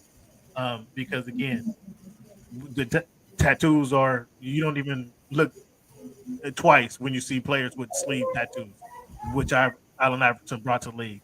Not as many cornrows today as you saw from when 2000 to 2010, but that was certainly an influence on the game, right? I think even more influential than to the game of basketball or to the NBA, I should say, would be Steph Curry and his simple um, ball handling and just his 3-pointers. What we see now, again, he birthed the Damian Lillard. He birthed the Trey Young. He birthed everybody trying to shoot 3-pointers. Made the 3-point shot cool. Before Steph came in the game, gunning and taking all these 3-pointers, nobody wasn't shooting 3-pointers like that. Whether that's the way the guys played it before. I mean, MJ was doing the turnaround jumper. And why I say again, outside, you have a great point with Michael Jordan. I'm gonna take Michael Jordan out of this argument because I'm taking the revenue argument out of this argument because Michael Jordan, I mean that again, nobody's able to touch that, and you make a great point with the shoe. But when everybody, Kobe Bryant specifically, was doing turnaround jumpers, Steph came in the league shooting 3-pointers. Like that was nobody. Everybody didn't have Michael Jordan's mentality. Everybody is not 6'6" and can jump out of the gym. So therefore, everybody wasn't going. Everybody can't do that. Everybody can dribble. Everybody can palm the ball and carry the ball like Allen Iverson did. But Steph is taking that to a different level because everybody feels like they can shoot 3-pointers. That 3-pointers wasn't synonymous with a size, wasn't synonymous with height, wasn't synonymous with ball handling abilities. Everybody can shoot the 3 if you're on the court. So that really influenced the game and kind of changed the game, in my opinion. So I have Steph, AI, and MJ in as the top 3 in game influencers. You want to go with Michael Jordan? It's hard to argue the revenue side of what Michael Jordan did to the game. That's really hard to argue. Okay. LeBron is coming up in second on that with regards to the influence on the game and how the game is played, in addition to how the game is played off the court. I have grappled back and forth since Sunday with your analysis that Steph Curry is more influential because more people can relate to his size and the opportunity to shoot from way far away. In a lot of ways, it's really, been a detriment to the game because it's got a bunch of people thinking they can do that. They can't really do that. And they are expecting results from doing that they're not actually going to get. My cat Ice Tray, love him to death. He's not Steph Curry. It's 30%. Yeah, that's a very good point. That is a very good point. However, that doesn't stop Cat from wanting to shoot the 3. That doesn't stop him having the desire. And then I saw that dude do it. So man, that gives me hope and confidence that I can do it, but you just can't do it like that. Teams are now shooting upwards of 30 3-pointers a game. Sure. Like, you heard because if you can get somebody like Steph Curry to do it, yeah. It's amazing. The Boston Celtics, when even though the coach was kind of being a little stubborn and hard headed, when they said, "Did Mazzulla, did you guys shoot too many threes?" When they went like 10 for 40, he said, "No, we didn't shoot enough." Yeah, that was never said 20 years ago. We didn't shoot. We need to shoot more threes. We went 10 for 40. But Cam, you're missing the other side of that, right? The reason that they want to do that is because they don't have anybody that you can just throw the ball into the post and just turn and get a bucket. So it's always more beneficial to just try and get that extra point from way, way out there because you don't have a solution to doing that. The game has evolved to where they don't have many big men. They don't have many I know. Jokic. They don't have many Nikola Jokic that you can dump the ball in. They don't have many more Joel Embiid that you can dump the ball into. In fact, Joel Embiid is trying to shoot 3-pointers. Nikola Jokic was shooting 3-pointers in the NBA. They do a little bit of that, but I mean that's just kind of to stretch the court. It's not because they don't have the physical capability of scoring in closer. I think that's the influence on the game. You can't force feed the ball to Steph Curry in the post. Right. But he has to shoot from 30 feet away. Again, that has caused other players to try and replicate that type of the league is doing that. It's not it's how's the that league is worked out doing for that. them? What's another team that's done that without a dominant post presence? What are you talking about? The NBA Finals MVP shooting 3-pointers. I'm not understanding what your point. The NBA Finals MVP is 7 feet tall, and he's shooting 3-pointers. He's not Steph Curry size.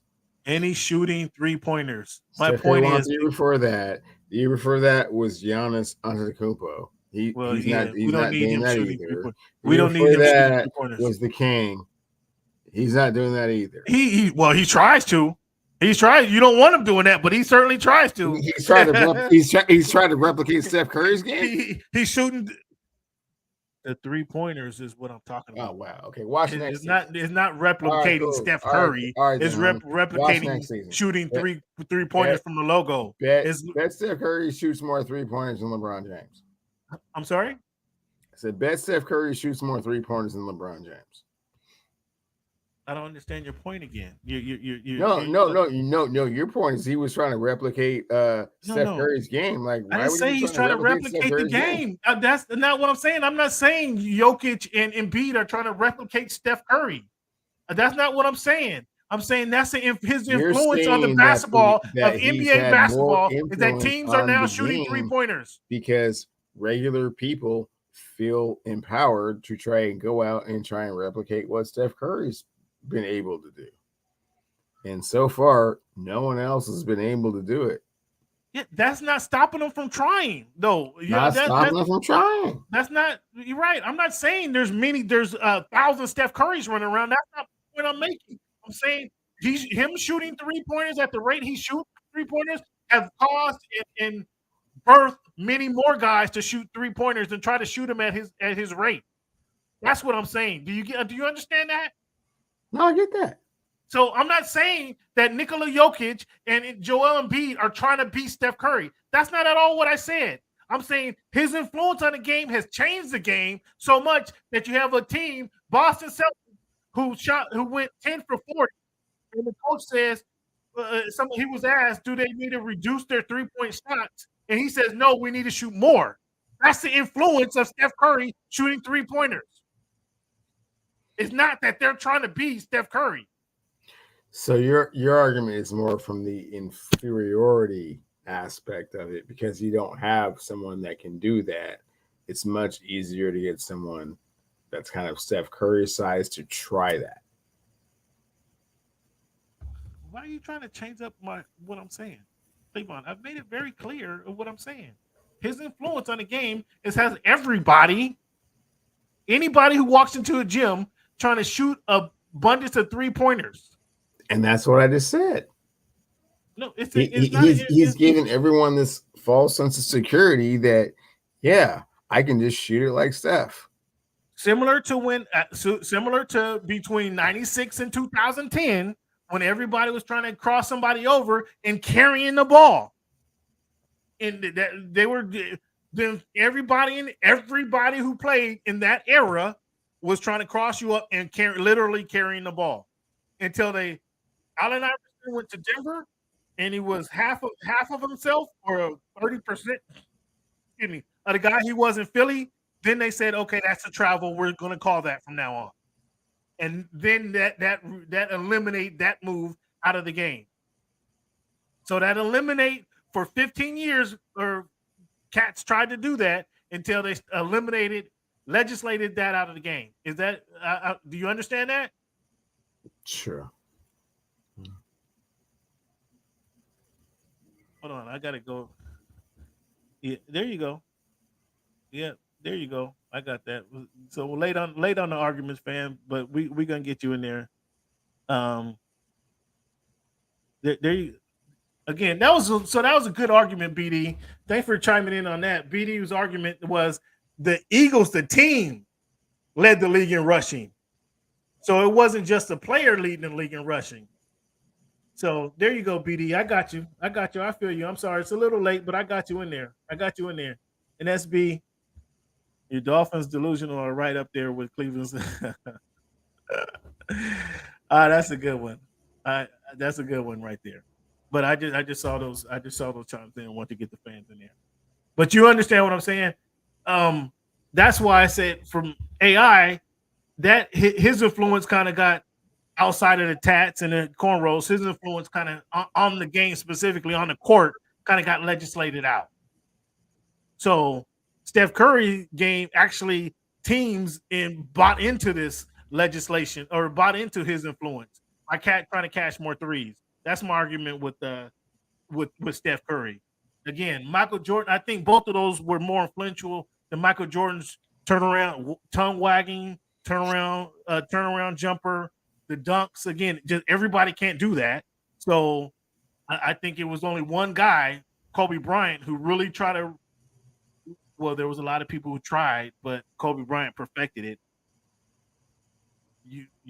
That's a guy who's 6'6" who's going to be on the court. I think what AI and Steph did was just more influential because there's more guys their size. Everybody dribbles the ball, right? Even little men are going to have the ball in their hands. So everybody's trying to cross somebody over the guy in front of you. Everybody's trying to catch threes. More guys are trying to shoot from deep than was trying to cross you up. And outside of revenue, if you want to bring revenue in the game, Michael Jordan, that's a hard one to argue. But as far as on the court, the game impacting the game of basketball, those two had influence. Now you want to change the argument to take to off the court. I mean,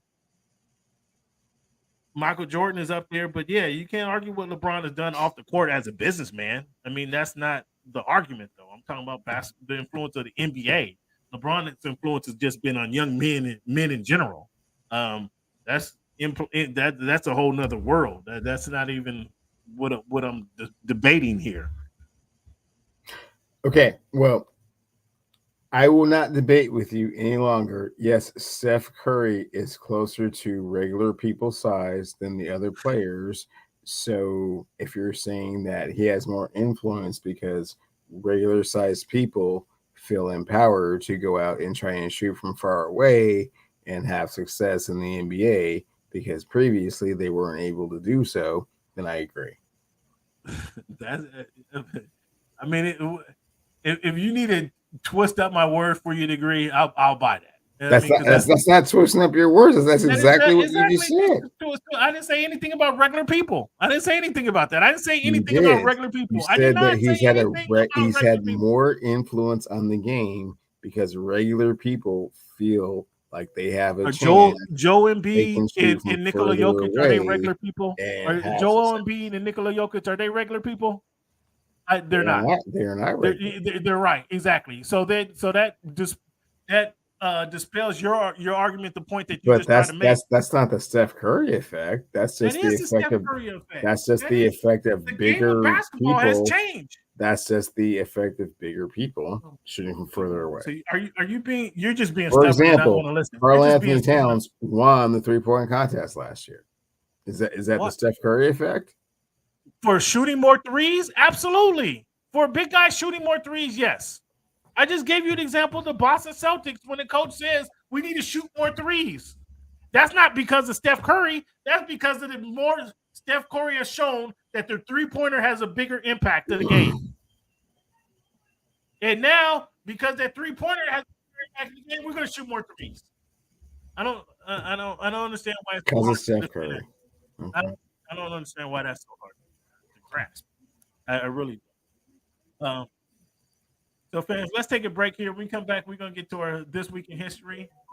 We're going to get to This Week in History. We're going to talk some Major League Baseball. But let's take a little quick break right here.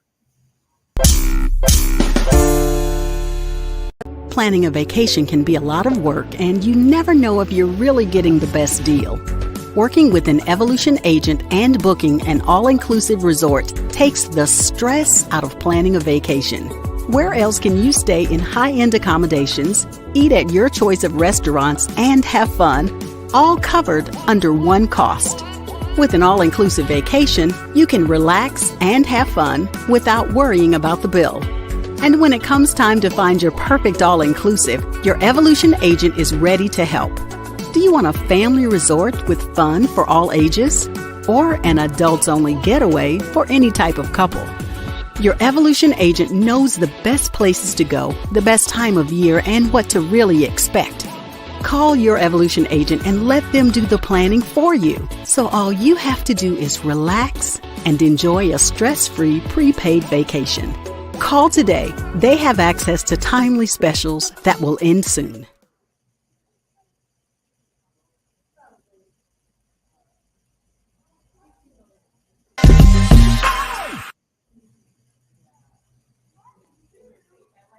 What's good, fans? Thank you guys for tuning in again to the Voice of the Fans podcast. Give yourself a round of applause.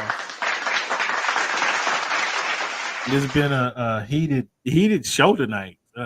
Cleveland got a lot of stuff to get off his chest. He feels I muted him on our Sunday special, but he has a lot to get off his chest today. I don't know, fans. Let me know in the chat. Do you understand what I'm talking about when I say the most influence in basketball?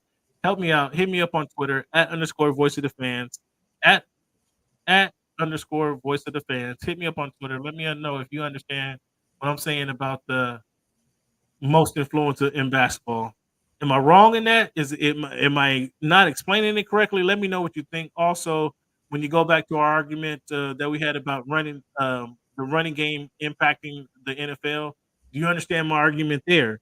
That 60% of teams of the last 20 Super Bowl winners led the game in rushing, and how that's been an impact on the Super Bowl winners. Let me know. Hit me up @_voice of the fans, @_voice of the fan. Let me know if you can grasp what I'm talking about, or am I crazy or is Cleveland crazy? Let me know @_voice of the fans. Hit me up. Let me know.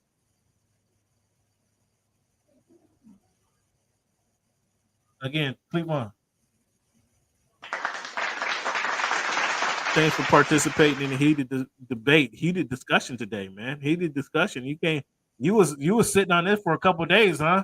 You want to really get some stuff off your chest from Sunday afternoon, huh? Oh yeah, I didn't really like the look of that, man. Yeah. Hey man, we'll get your stuff together over there. And just say whatever you want. Yeah, that was a bad look.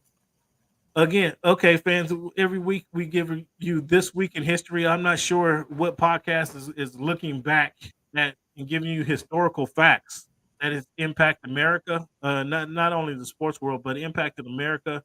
I'm not sure who else is giving you these facts, fans. Let us know what you think about the facts that we give you. Do you appreciate the historical lessons that we share each week?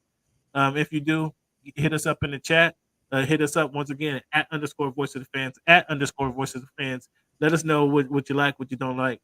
But July 15th, 1822, Cleveland, 1822, public schools for blacks were opened in Philadelphia.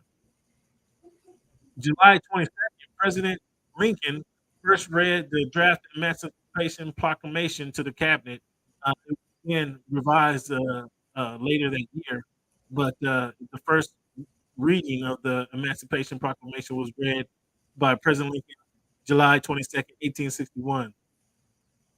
July 19th, 1967, the first coast-to-coast owned and operated radio network, the National Black Network, NBN, began operation, 1967.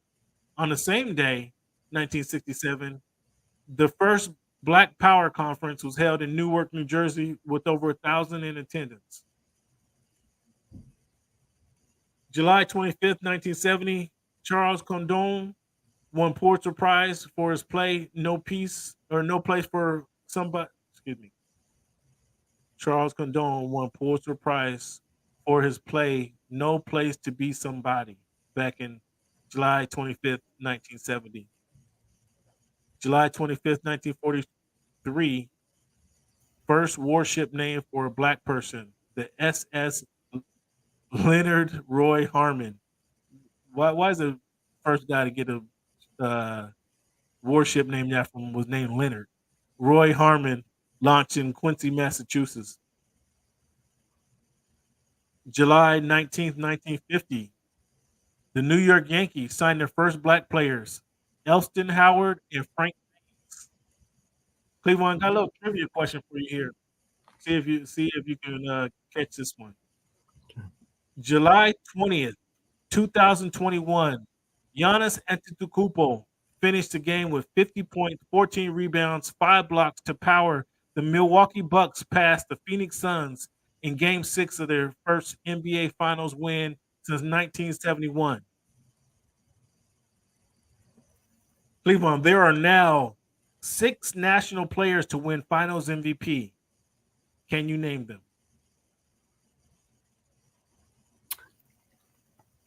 There are 6 international There are players. now 6 international players to win Finals MVP in the NBA. NBA Finals MVP. Can you name them? Joker. Yep, that's 1. Giannis. That's 2.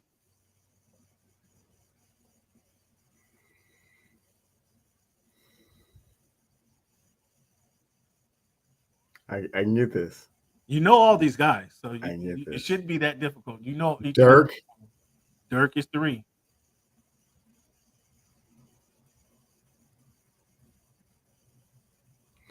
Hakeem. Hakeem is 4. 2 more to go.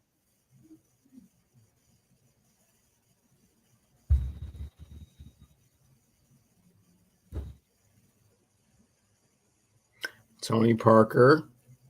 Tony Parker is 5. 1 more to go.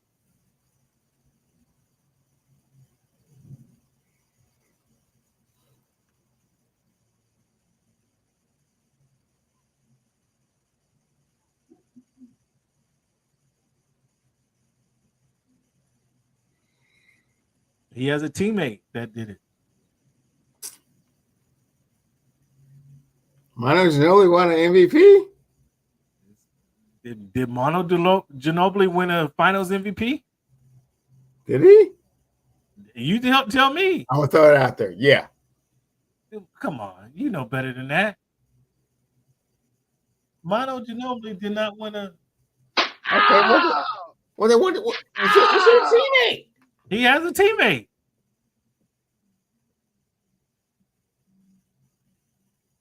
Tony Parker has a teammate that won the Finals MVP? Come on, man. Who won it before Tony Parker? An international player? I guess Tim Duncan is from the Virgin Islands. It's not really international though. They're part of the United States. Yeah, Tim Duncan is the other guy. Yeah, the U.S. Virgin Islands is where he's from. How's that count? I mean, they count that as international. And so, yeah, that he was international. You see, fans. You see how Cam be doing. The country that Tim Duncan is from is called the U.S. Virgin Islands, and then he throws some like international like. What's international when you start the name of your country with U.S. There's nothing.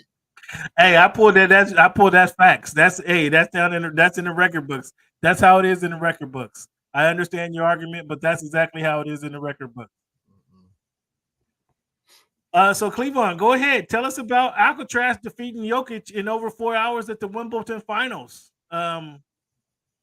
It was Alcaraz. Excuse me. It was a little early for me. I probably game 2 through 4, 2 through 5 before I dozed off. But it looked like the young boy, from what I saw, he was playing his heart out. He was playing his game and had Jokic diving for balls and landing on his butt and frustrated there. Go ahead and tell us what you think about it, Mr. Tennis.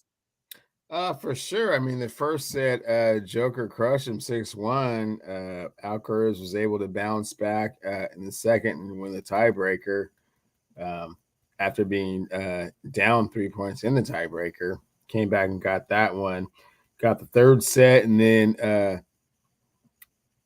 Djokovic came through on the fourth set and just made it all about the fifth set. And Alcaraz didn't quit, didn't tire, continued to hit big shots. I was impressed with his ability to raise the level of his game and keep it there consistently and continue to do things that kept Djokovic off balance. And wow, we'll have to see where this goes. What does this mean, or does this mean anything for tennis? Does this elevate tennis? Do you think more eyeballs are on tennis? I mean, again, I actually tuned in for some of this, and I can proudly say I don't watch much tennis at all. Do you think this elevates tennis above, because now we got a young guy who's kind of defeated one of the historical champions of the game? Do you think this Alcaraz is able to draw more eyes to the sport of tennis? I don't think this necessarily raises the level of attention in the game, especially on the men's side. I think what gave a lot of attention was the fact that there were 3 people that were kind of at the same time for like the last 5 years, kind of going back and forth between who had the most Grand Slam titles. And so it was always very high level, and at least 2 of those 3, well, obviously 2 of those 3 would potentially be in the finals of every Grand Slam. You have just Djokovic kind of still standing, and Alcaraz kind of knocking on the door. Djokovic was able to beat Alcaraz fairly easily. I shouldn't say fairly easily. He had cramps at the French, so he was able to win on grass. Next surface is hard court at the U.S. Open, but I feel like it was more exciting when there was 3 people that you legitimately thought could win a championship at any time, and right now I think it's just 2, so not quite as exciting. Okay. The Mountain West welcomes back San Diego State University after they were homeless for a couple months there. What do you think about this? Do you give Mountain West a pat on the back? Should San Diego State be happy they got into a division? What do you think about this move? San Diego State should be happy. They kind of got, they got a little, tipsy out there Saturday night, had a few too many shots, thought they were going to do something different. And then it was Monday morning. Like, oh man, I better go back to where I was actually supposed I better go back to work, huh? Yeah. All that grandiose, level of activity, you need to tone that back a little bit. I tried to get with Halle Berry, it didn't work out. Gotta go back home. What do you? So speaking about that, what do you think about the now the pack. I mean, what is it? Excuse me, it's not even the pack no more. It's the Big 15 is going to be the Big 10 expanding from coast to coast. What do you think about the Big 10 expanding from coast to coast? So now they're going to be playing from, again, that's the only division in college football that's going, or in college sports really, that's going to be a team in Pennsylvania all the way to a team in Southern California. What's your thoughts on that? They don't know what they're doing, man. They're just trying to throw a bunch of teams together. They get a lot of viewers, a lot of fan base. They have no idea how that's going to really work out. So you're not impressed with the new UCLA versus Penn State rivalry, or the USC versus Rutgers rivalry? That doesn't int you? Doesn't move at all? No, I mean, again, more viewers, more streamers, but there's no rivalry there because there's no history or tradition. You can't just manufacture a tradition, right? So tradition doesn't matter apparently. Now tradition doesn't matter apparently because what is the Oklahoma and Texas? They won't be playing each other anymore. So that's gone by the side. So is it just eyeball? It's just eyeball. That's all that counts. All that matters now. Is that good or bad for the game of it's going to be primarily college football? I mean, it's good for the game in regards to, it generates more revenue and more attention to what's going on because you have, different seating and whatnot. But no, those people that have hated Ohio State forever, Michigan fans or vice versa, or those, really deep, there are some conferences, Cam, where those things aren't even going to happen anymore. I mean, it's going to be a point where, that's what I mentioned. Oklahoma, the Iron Bowl. I mean, they'll try and keep that together. You've already mentioned the the Red Rivers over, the Red right? River rivalry, yeah. So I mean, you're going to lose a whole bunch of those. So is that better though that you miss? What is it? Iowa is not going to be playing. Who's their rivalry? They're not going to be playing Iowa State. Not Iowa State. They play for some BS cup. But there's like you said, there's a lot of traditions that are breaking apart for the dollar. But now you're going to get UCLA and Ohio State. Like, are you interested in that one? Are you interested in seeing that Big Ten Pac-10 matchup, which you only saw? Again, kind of like interleague baseball, where you only saw that at the bowl game. Now that's going to be every year. Yeah, I mean that's not the same as USC UCLA. I mean it's not the same thing. I mean you have to kind of build up to it. It's not like kind of just out the chute going to be like, ooh, let's see what they can do. I mean it's year one, right? By the time they play 20 games, they may not get to 20 games. I mean, by the time might be fragmented and reconfigured again, exactly. In a couple of years. So over the weekend, man, boxing has been awarding its fans a lot with big fights. Frank Martin fought Artem Harutyunyan. It looked like I know I'm butchering his name. Harutyunyan was winning that fight. He probably should have won it. Well, he was winning that fight until he took a knee in the 12th round. Never seen that happen before. He was winning the fight primarily. Frank Martin came on strong in the 10th, 11th, and in the 12th, Artem took a knee. It looked like with 30 seconds to go, it looked like he could have hugged, and Frank Martin hit him with a couple shots that had him wobbly, and he was backing up. It wasn't like wobbly and fail. He was backing up, and just took a knee. Like it was the craziest thing. I never saw it. Some people could say that it was he got reminded that he had a big purse coming. But it was like, yeah, he was hit. He was hit now with a couple shots, and it wasn't like Frank Martin was on top of him, pounding on him. He was backing up, and looked like for 30 seconds, if he stuck in, if he stepped to him and hugged him, and he could have stayed alive for 30 seconds. There was 30 seconds left to go in the fight, and he took a knee. I've seen a fighter take a knee, but I've never seen a fighter who was ahead. If he doesn't lose that 10-8 round, he possibly wins that fight. But he took the knee. That was a knockout. That was a knockdown. That was a 10-8 round now for Martin, who was behind on the cards. And then he ended up winning the fight by 1 or 2 points on judges' cards. Like it was kind of a surprise, actually, because Martin throughout the fight, Martin was down going into the 10th round, which he won. He was down. I still have him down going into the 11th round, which he won. And then that 10-8 round, in my opinion, watching the fight, it was a deciding factor. The 10-8 round, and the dude took in the knee, made it a 10-8 round. It wasn't like he knocked him down.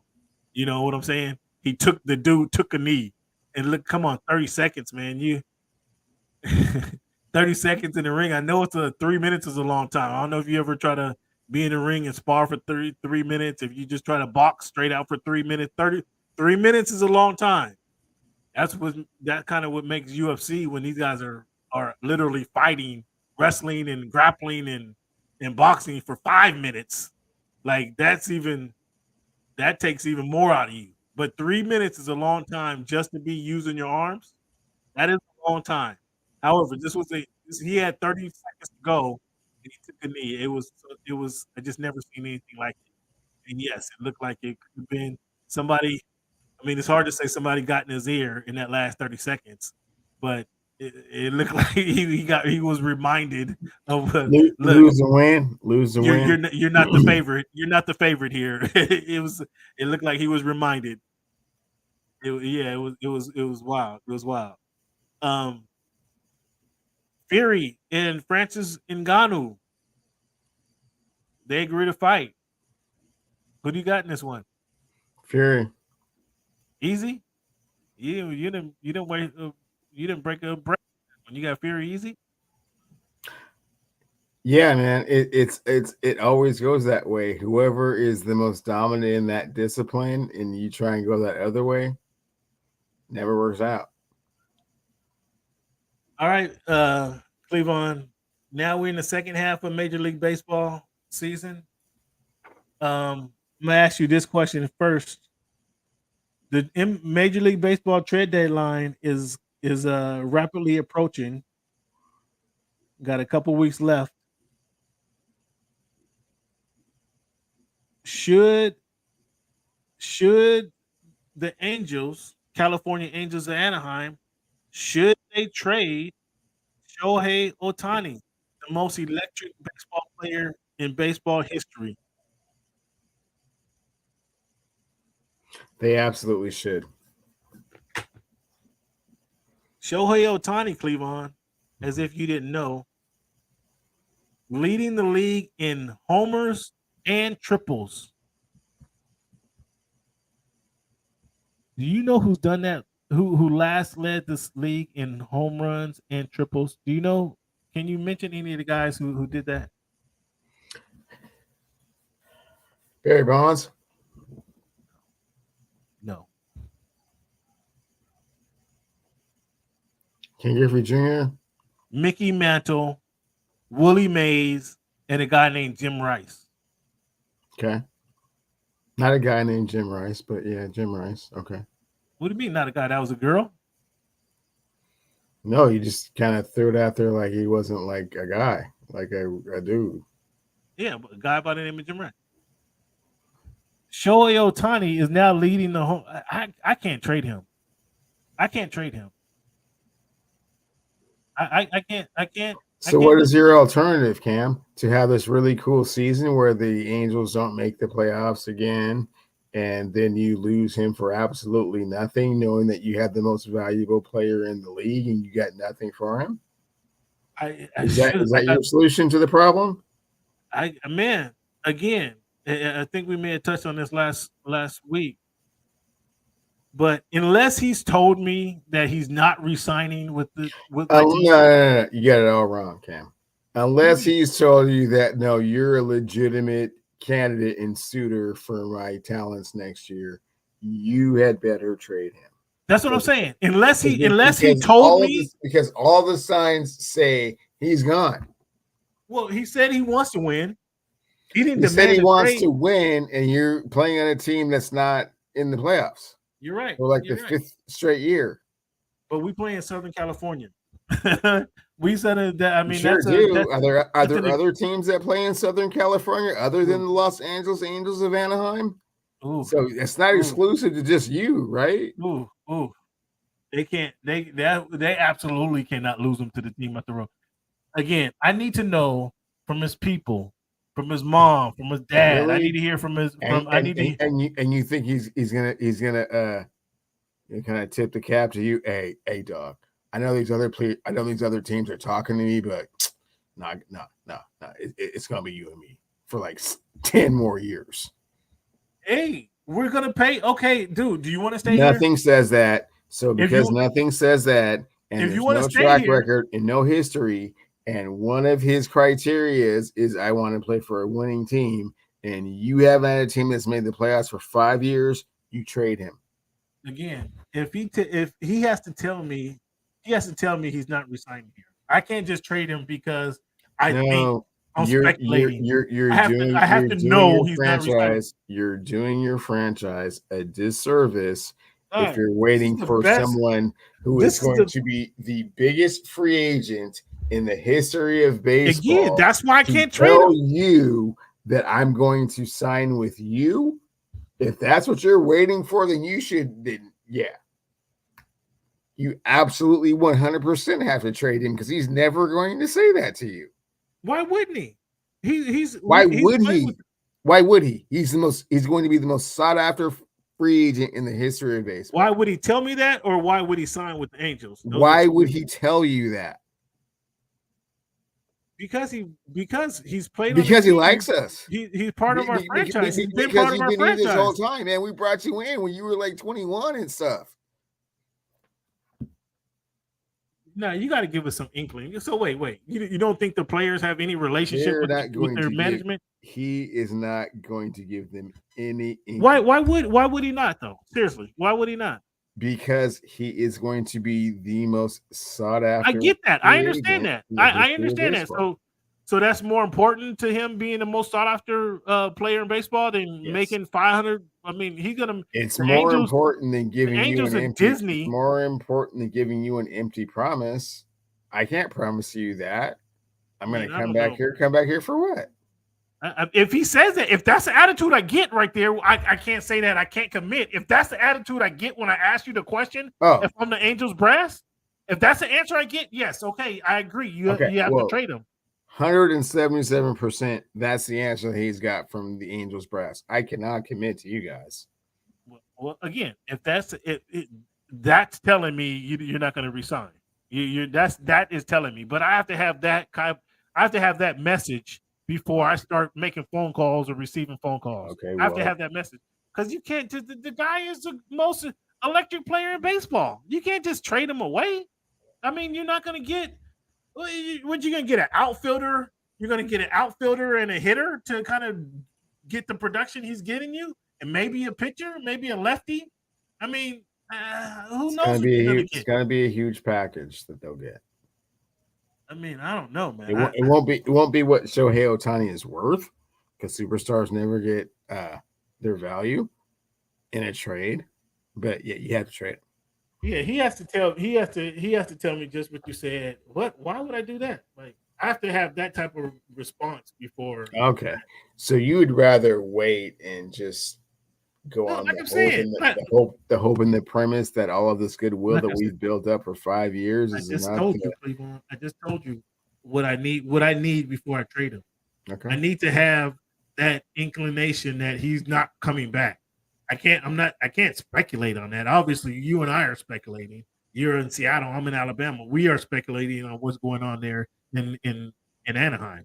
If he and his people are told the Anaheim Angels of the California Angels of Anaheim, we're not resigning here.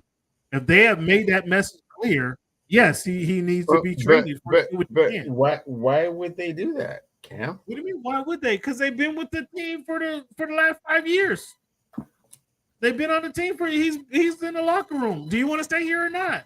They should answer the manager, the teammates, the agent. Are you signing here or not? Are you signing here or not? They should be able to tell them. You're sounding very, very naive to this how this whole sports game works, man. What, Whoever does that. Why would they give up all of their leverage? What leverage are they giving up? What leverage are they giving up? They're not giving up any leverage. He's still going to be a multi-hundred billionaire. He's still going to make $70 million next season, whether it's with the Angels or whether it's with the Dodgers or the Yankees. It would be disingenuous of Shohei Ohtani to say one way or the other what he was going to do. And I don't understand why it would be disingenuous. Because he has absolutely no idea whether or not he's coming back there, but he's leaning towards no. I don't understand why. What do you mean he has no idea? He's the person that says, I want to play here or there. I don't understand how he doesn't have an idea. Number one, he said he wanted to play for a winner. The Angels aren't a winner. So if that's Brett your Favre said he was. I'm not Brett Favre. If that's your number one criteria, then they're already out. Harden said he wants to play for a winner. And he's talking about going to the Clippers. Come on now. I mean, these guys will say anything. Okay, so they'll say anything. Internally, the agent has to be able to. But James Harden's actually played in the playoffs for the last 5 years. Shohei Ohtani's never played in the playoffs. Okay, again, Cleveland. James Harden said he wants to play for a winner. He's talking about playing for the Clippers. They haven't won. Right. They haven't been in the play. But he also hasn't said, come to Philadelphia and say, hey, I just want to play for you guys because I love it so much here. You guys have been cool with me. Well, again, he said he wanted to play in Houston. He said he was in Philly and said he wanted out of Philly. In Brooklyn, said he wanted out of Brooklyn. Shohei has no ability to make trust. Shohei has no ability to make a definitive commitment to the Angels. If that's what they're waiting for to determine whether or not to trade him, they should trade him. So Cleveland, you said I'm being naive. Do you think the agent and the Angels are not the Angels GM have not had that conversation? For sure. And the Angels GM is taking that same position that you are. Tell me you want me. Tell me I'm your only one. And Shohei's like, no, I can't do that. I don't know. I'm not sure I agree with that line of thinking. Tell me I'm your first pick. Like, no. I'm not sure. I'm not sure. I know the other picks are. I'm not sure I agree with that. I mean, what are you there? He wants to win. Okay, well, we're going to do our best to build a winner around you. Haven't they been doing that already? They've been doing that already. Ask Damian Lillard. It hasn't happened. He actually texts messages back and forth with Damian with that same conversation. Yeah. What is your experience with an organization telling you that they're going to build around you because you're, the focal point of the organization? But Dame has been there and making he's gonna make $50 and $60 million over the next. But that's not Dame's motivation. Dame's motivation is to be the king of Portland. Until just recently, that's been his thing. So again, at 27, 28, he's already said like, I want to win. Well, we'll see. I don't know. But I have to have if I'm the Angels GM, I have to have that communication and understanding. If you have to have that, then you should trade him because you're never going to get a straight answer. I don't understand. I disagree with him not answering the question. I disagree with that. Okay, well then the answer is always going to be no, because I don't know. Again, I have to have that communication, and that as an Angel, they already have that communication. That's well, that's if they already had it. If If they already had it, he would have been already trading. Like he'd already been traded. They're trying to do the Cam thing, try and convince him that it's Los Angeles and we're the first person that you came to, and we're gonna do all we can to build around you and make this a successful thing.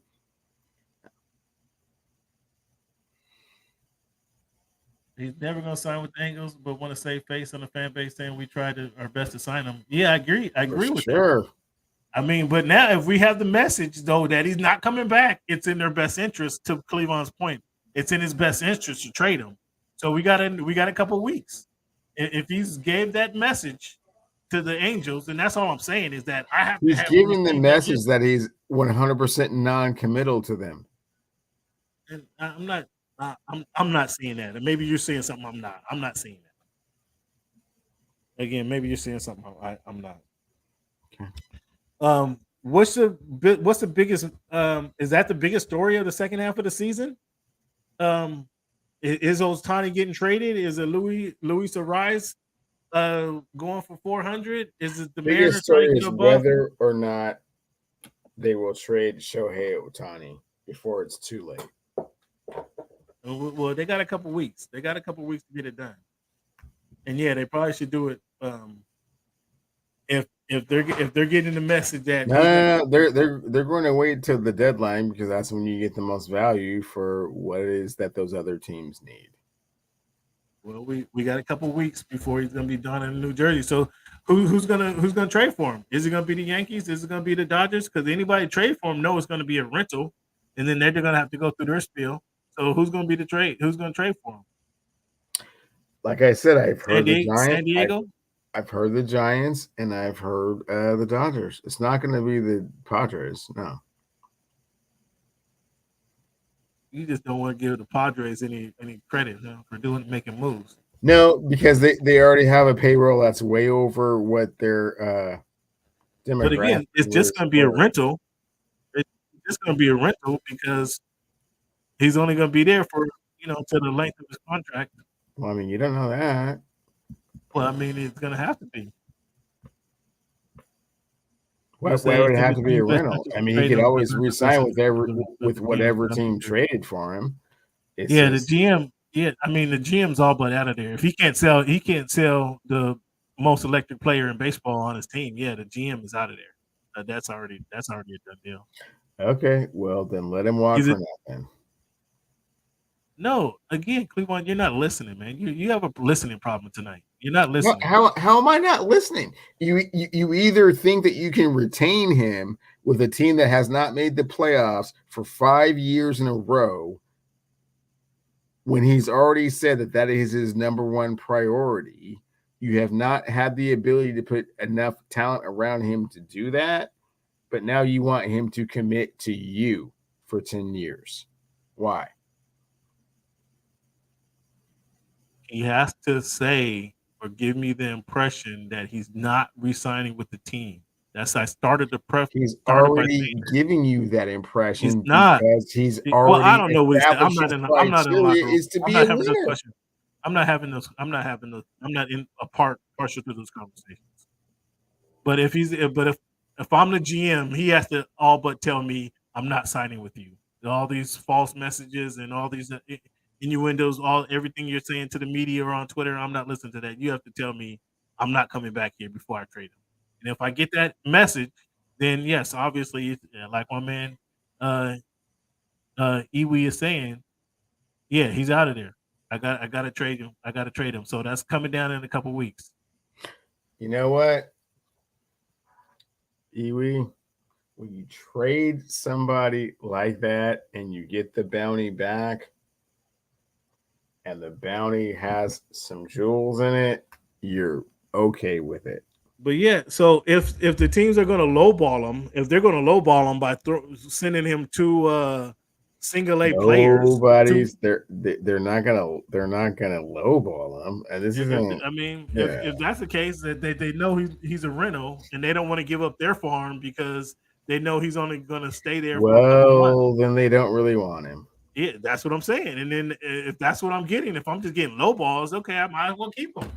If I'm only getting 2 AAA players out of the deal and 2 AAA players in that prospect, the number 1 draft who might not be in the Major League Baseball in 7 years, that's all I'm getting. Well, I might as well keep them and just ride it out and see, okay, Shohei, let's make the best offer.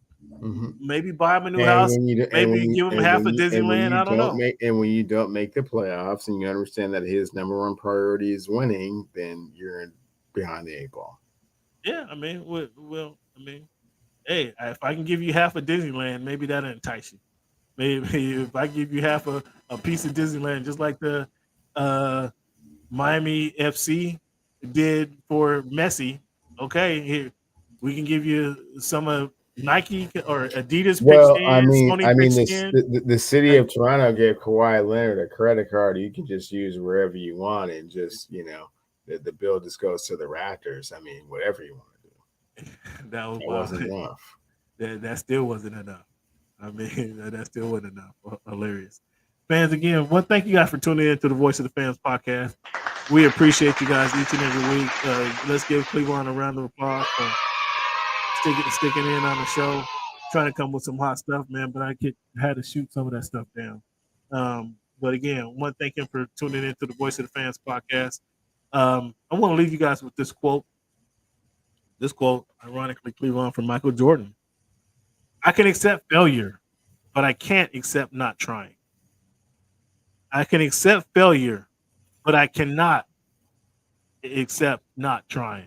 That's the GOAT, Michael Jordan. Once again, fans. Weed's coming with some content. He's coming in late. When a woman says she's not giving you her number, she says she ain't feeling you without saying it exactly. That's a good line. That's a good line. I love it. Dennis understand that. He was like, tell me you gonna be with me. Tell me no. I don't need to read between the lines. Because I'm about to lose my job. I'm about to lose my job. He can't legitimately tell you that. I'm about to lose my job if I trade you. You know that, right? My job is on the line. And so, yes, I got to do all I can. You guys to tell me you love me too. I got to pull out all the stops before, yes, I pull this trigger here. I am not going to trade Shohei Ohtani until he tells me definitively he's not going to be back here next year. Hey, again. And lose all of his leverage with everyone. He's not losing. He's still going to make $70 million whoever he signs with. He's not losing any leverage. He's still going to make his money. That's not the issue. It's just where he's going to be, where he's going to live. That's it. And it would be more beneficial to the Angels if he would just be upfront with like, oh no, actually I'm going to be in New York next year. Oh no, actually I'm going to be in Seattle next year. Just go ahead and just tell him. I mean, tell him what's on your mind. What's on your mind? Cool. Yeah, professional athletes don't operate that way, Cam, but that's cool. That's an interesting world that you live in.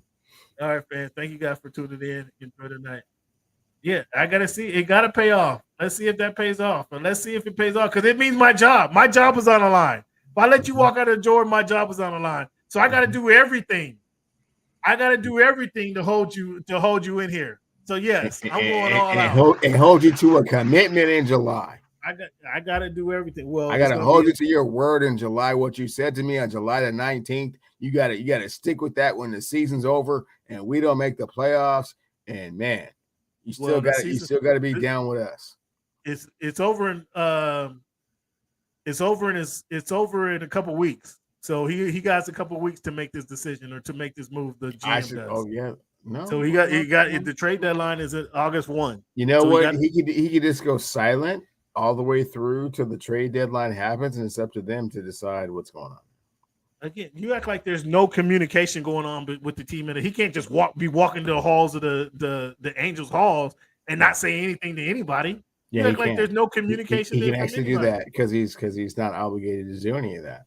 Yeah. He's certainly not obligated. He's certainly not obligated to make a commitment to you, who's never been in the playoffs since he's been there.